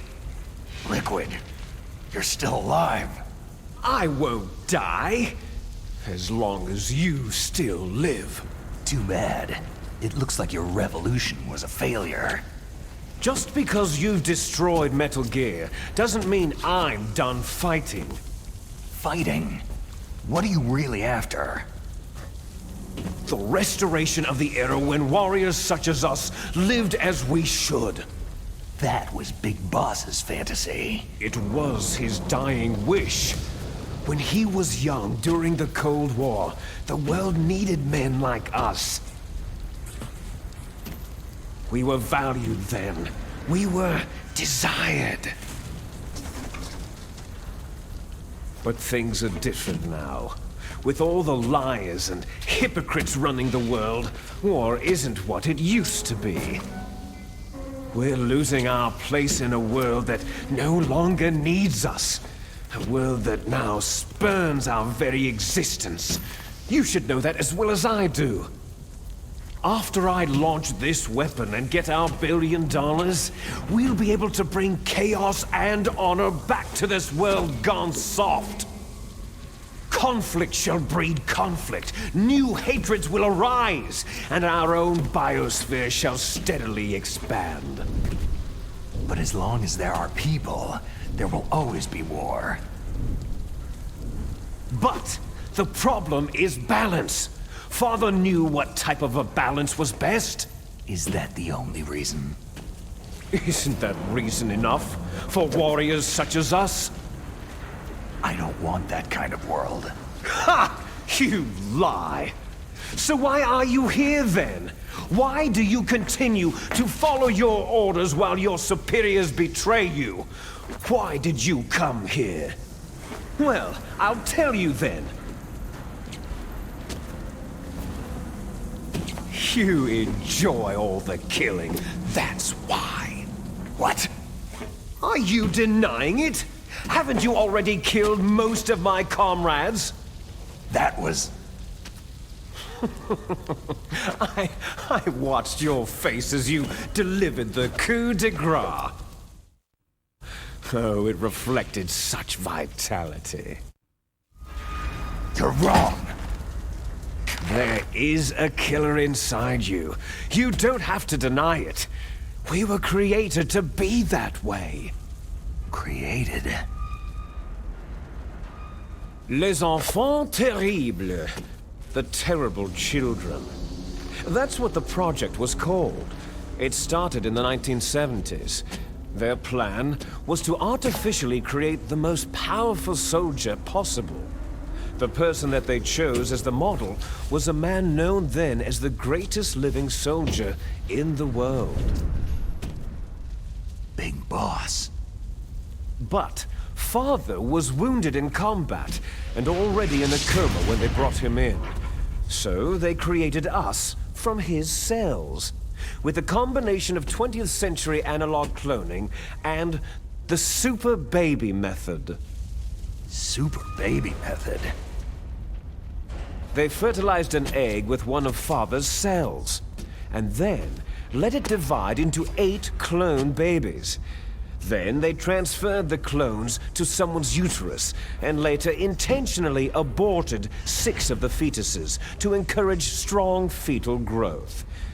You and I were originally octuplets. Octuplets? Yes. The other 6 of our brothers were sacrificed to make us. We were accomplices in murder before the day we were even born. So, it was you and I, 2 fertilized eggs with exactly the same DNA. But they weren't finished yet. They used me as a guinea pig to create a phenotype in which all of the dominant genes were expressed to create you. I got all the recessive genes. You took everything from me before I was even born. But you and I aren't his only children. What? The Genome Soldiers. They too are his progeny, carrying on his genetic legacy. But unlike us, they carry it digitally. With the completion of the Human Genome Project in the last century, the mysteries of humanity were laid bare.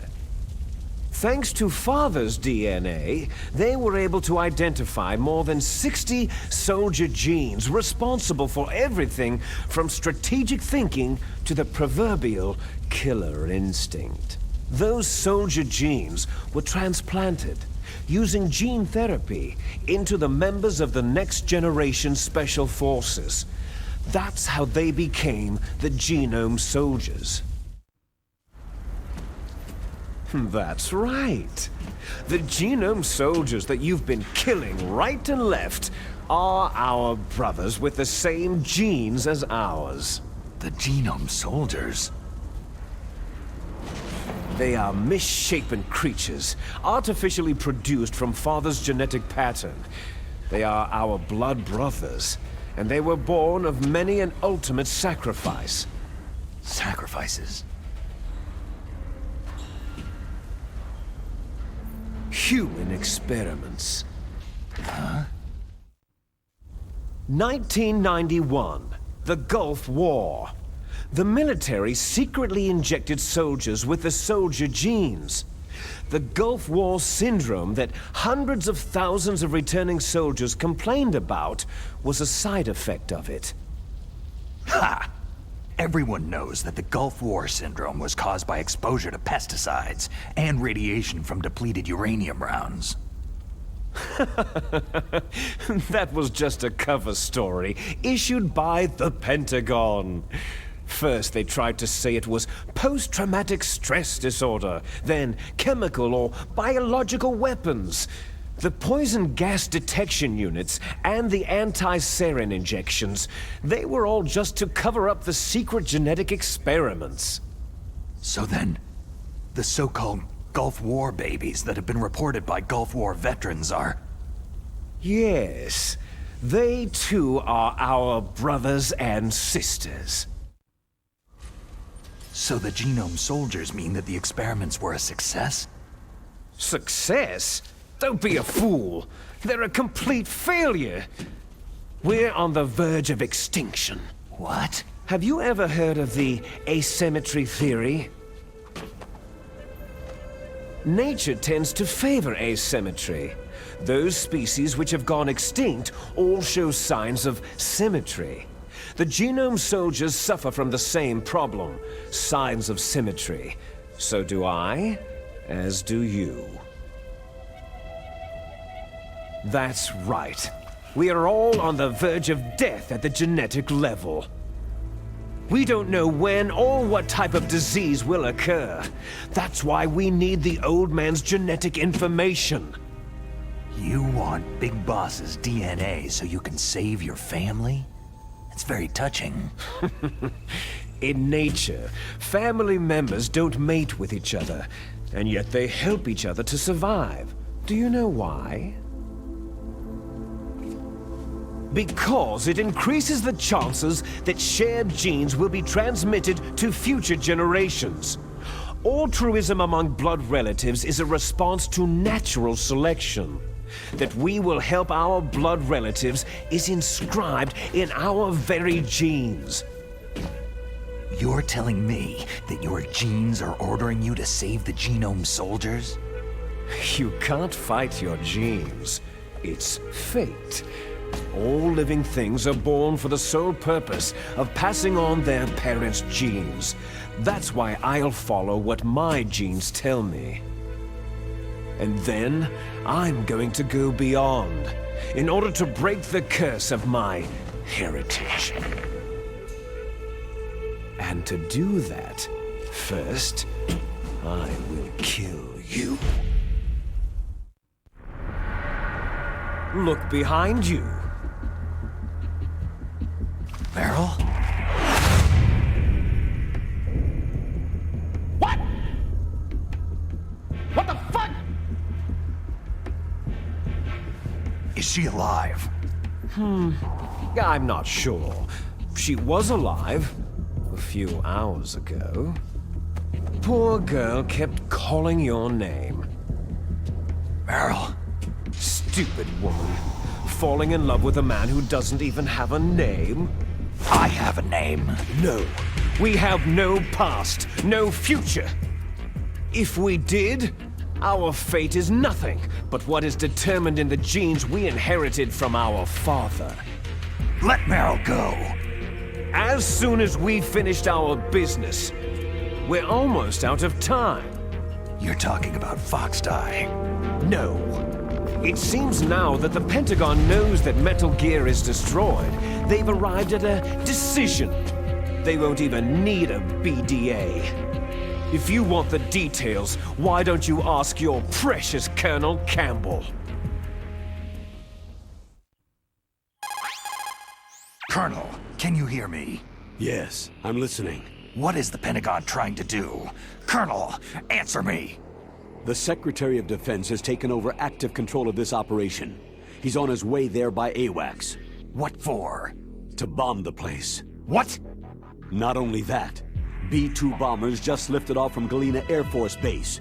They're carrying B-6113 surface-piercing tactical nuclear bombs. What? Metal Gear is destroyed. Tell the Secretary of Defense. The Secretary of Defense heard that Naomi double-crossed us, and he's worried about Foxdie. Now that there's no more danger of a nuclear strike from Metal Gear, he's going to do whatever's necessary to cover up the truth of what really happened here. He's going to drop a nuclear bomb to vaporize all the evidence, along with anyone who knows anything. Don't worry, Snake. I'll stop the nuclear strike. How?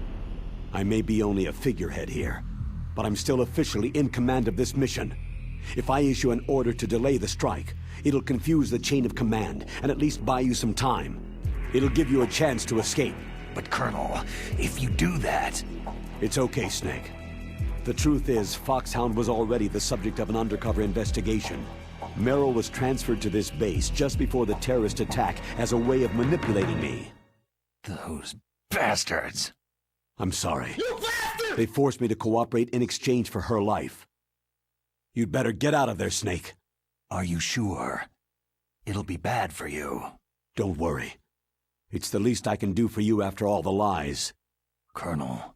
I'm ordering them to cancel the bombing run. After that, there's no turning back. Huh? What are you doing? Snake! Mei Ling, what happened to the Colonel? I don't believe it! What happened? Snake, the Colonel! Roy Campbell has been relieved of duty. This is the Secretary of Defense, Jim Hausman. Put the Colonel back on. He's been placed under arrest for leaking top-secret information and for the crime of high treason. Ridiculous. Yes, he is a ridiculous man. He truly believed that he was in command of this operation. You bastard. There won't be a speck of evidence left. I'm sure the President would want the same thing. The President ordered this? The President is a busy man. I have complete authority here. How do you plan on explaining a nuclear attack on Alaska to the media? Don't worry. We've prepared a convincing cover story. We'll simply say that the terrorists exploded a nuclear device. Damn it! You'll be murdering everyone here. The scientists, the Genome Army, everyone. Donald, the DARPA chief is already dead. So you didn't mean to kill the DARPA chief after all. He was my friend. And you could care less about what happens to everybody else, huh? Well, if you give me the optic disc, I might consider saving them. What are you talking about? Metal Gear's test data. Donald was supposed to bring it back. I don't have it. I see. Oh well, that's okay. You two are an embarrassment from the 1970s. What? Our country's dirty little secret. You can't be allowed to live. You're just the lingering ghosts of a system that is no more. Well, do try to get along in the time you have left before the bomb. Oh, there's no way out for us. Let's finish this before the airstrike. You stole everything from me. I shall nullify you and your genes, and I will take them all back. Like how you let him keep his She'll gloves. make a beautiful sacrifice for our final battle. Do you see this? This will be the time limit for our final battle. When death comes for this girl, this nuclear module shall vanish from this world as well. If you win, you might still be able to save her. You could enjoy one brief moment of love before the end.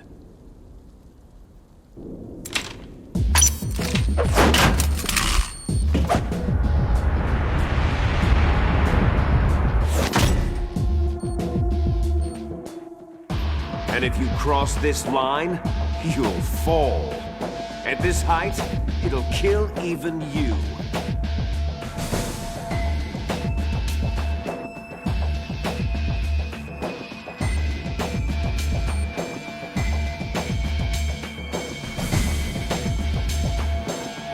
How about you, Snake?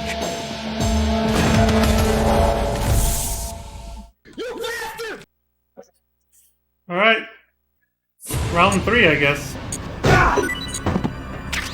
Thank you for your dog tags.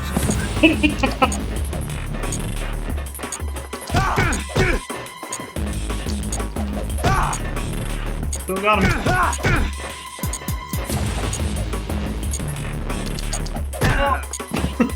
You bastard.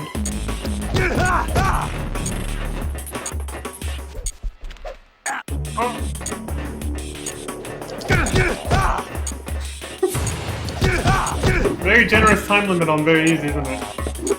Hella time to kick his ass.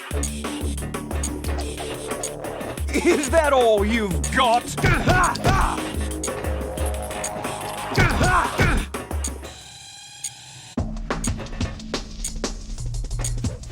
Oh! He had his chance.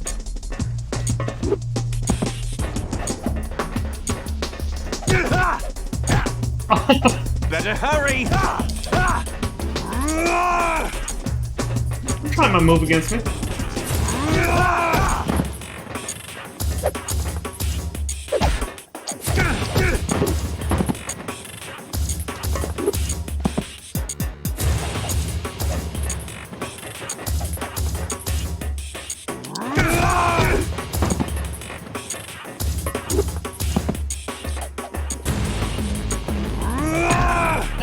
Hurry! Hurry! Oh? It's noises that he makes, dude.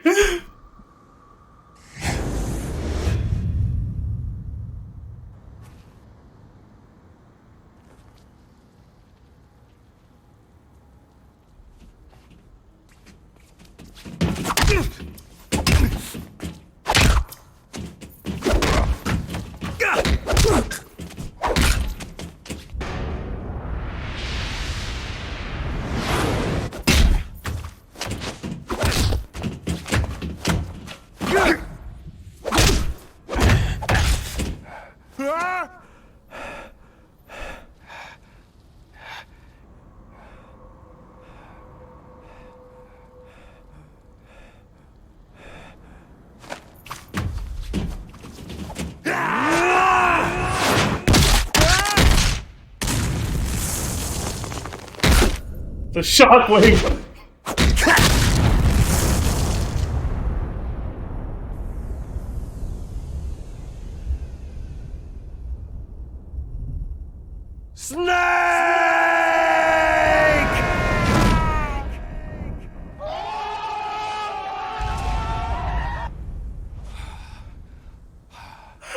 I have way too much fun with this fucking soundboard, dude.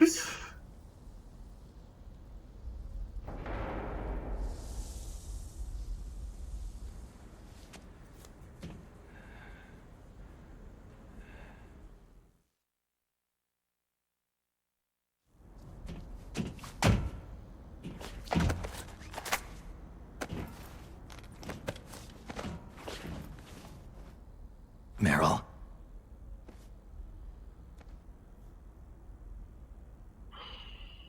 Meryl. Here comes the feels bad man.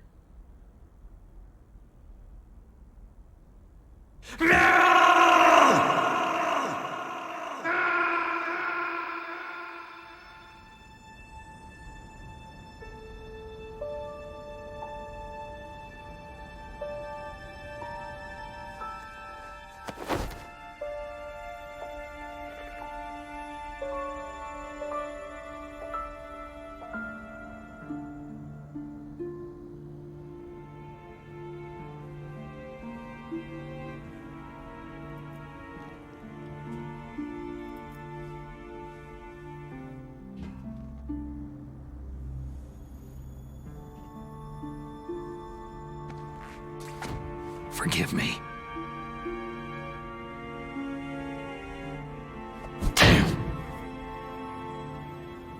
I gave in to my fear.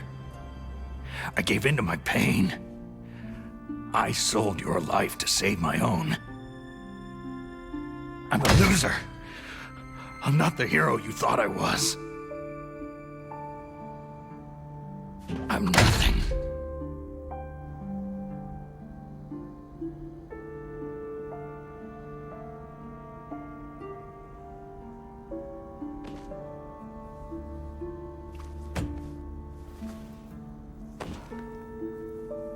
Meryl, I'm sorry. Forgive me. Meryl can't forgive anyone anymore. Otacon? She's gone, Snake. Because of me. I guess blaming yourself makes it easier, huh? Focusing on that will keep you from thinking about her death. What the hell do you know? Meryl's dead. I lost. So, are you gonna stay here and die? Along with her? Snake. People die. But death is not defeat.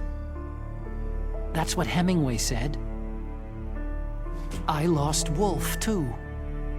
But that wasn't defeat. She and I will be together forever. We didn't lose anything. Together? Forever?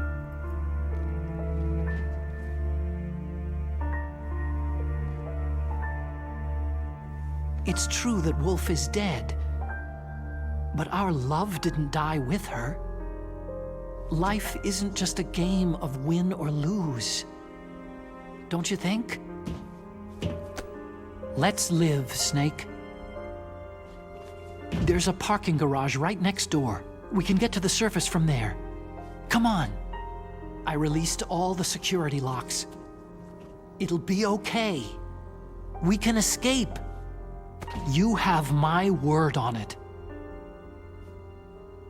Otacon, you've changed. I'm through regretting the past.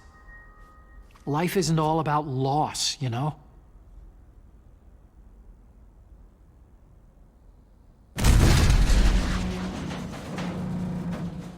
Ah! It started. Those guys seem like they only hurry when they're destroying things. Good. Let them destroy it. But they can't destroy the human spirit. Okay. Let's go. Meryl, I hope you're still watching me. You'll see if I'm the legendary man or not.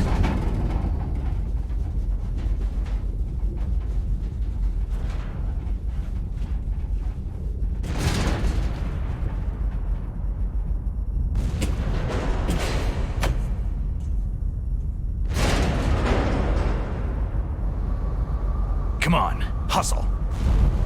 Snake, it's cold outside. You'll freeze like that.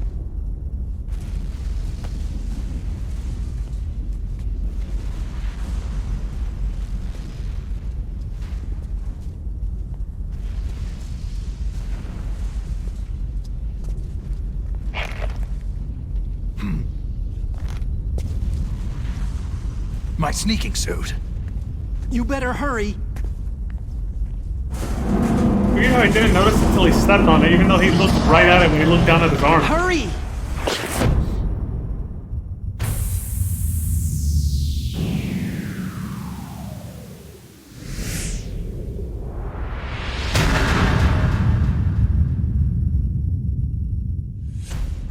Now you look like yourself again.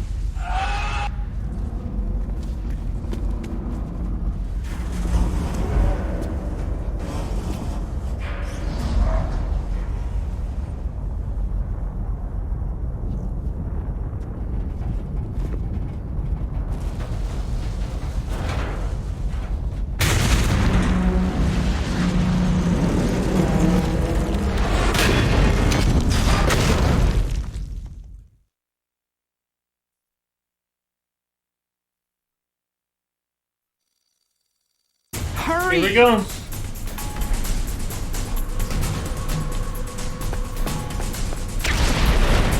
Glad that's still there.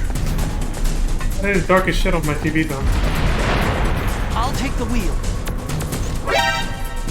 Uh-oh, a surveillance camera. Sloppy motherfucker.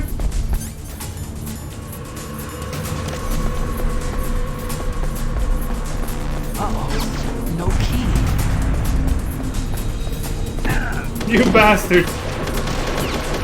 I missed! It's got keys. Let's go. Hurry up!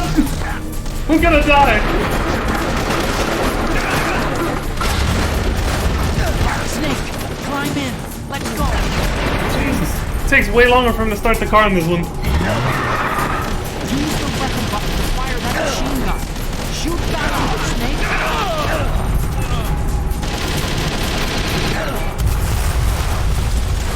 Much better. First person aiming is gonna make this a lot better. Huh.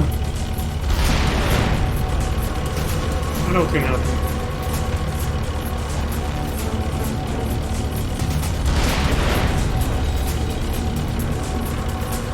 Snake, here they come! Oh my god, it's so dark though.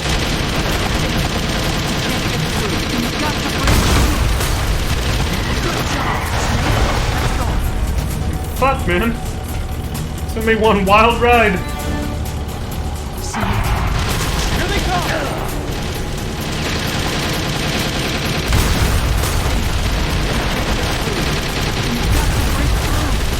You did it, Snake! I'm not sure if that second barrel damaged me or not, but it looked like it did. Unless I just got shot to shit.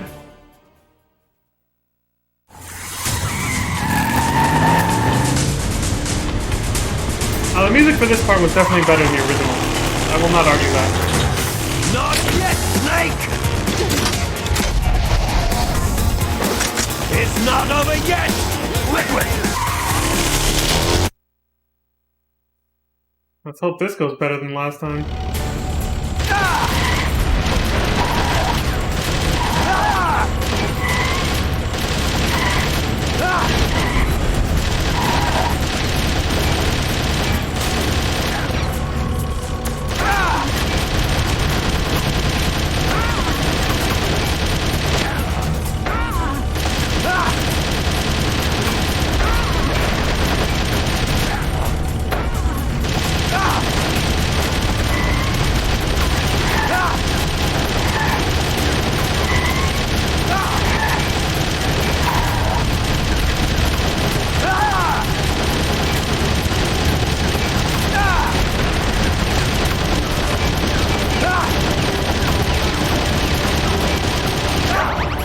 shit.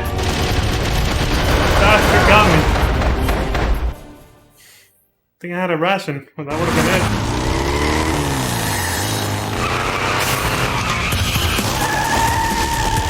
Snake! Look! Daylight!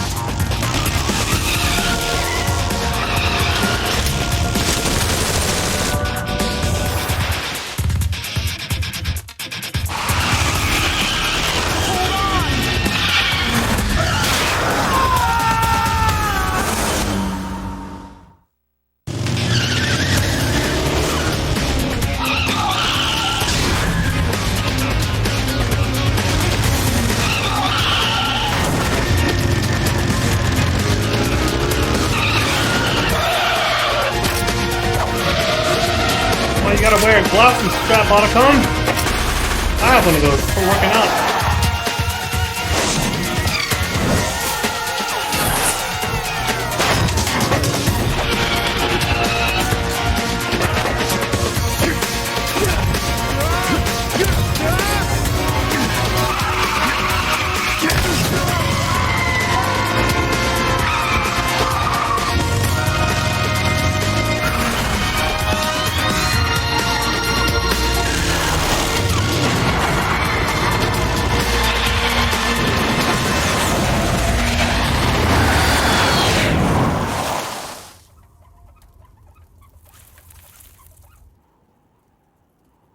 Alright, I'm gonna start recording now for the credits, because they'll get muted again. Are you okay? I guess so.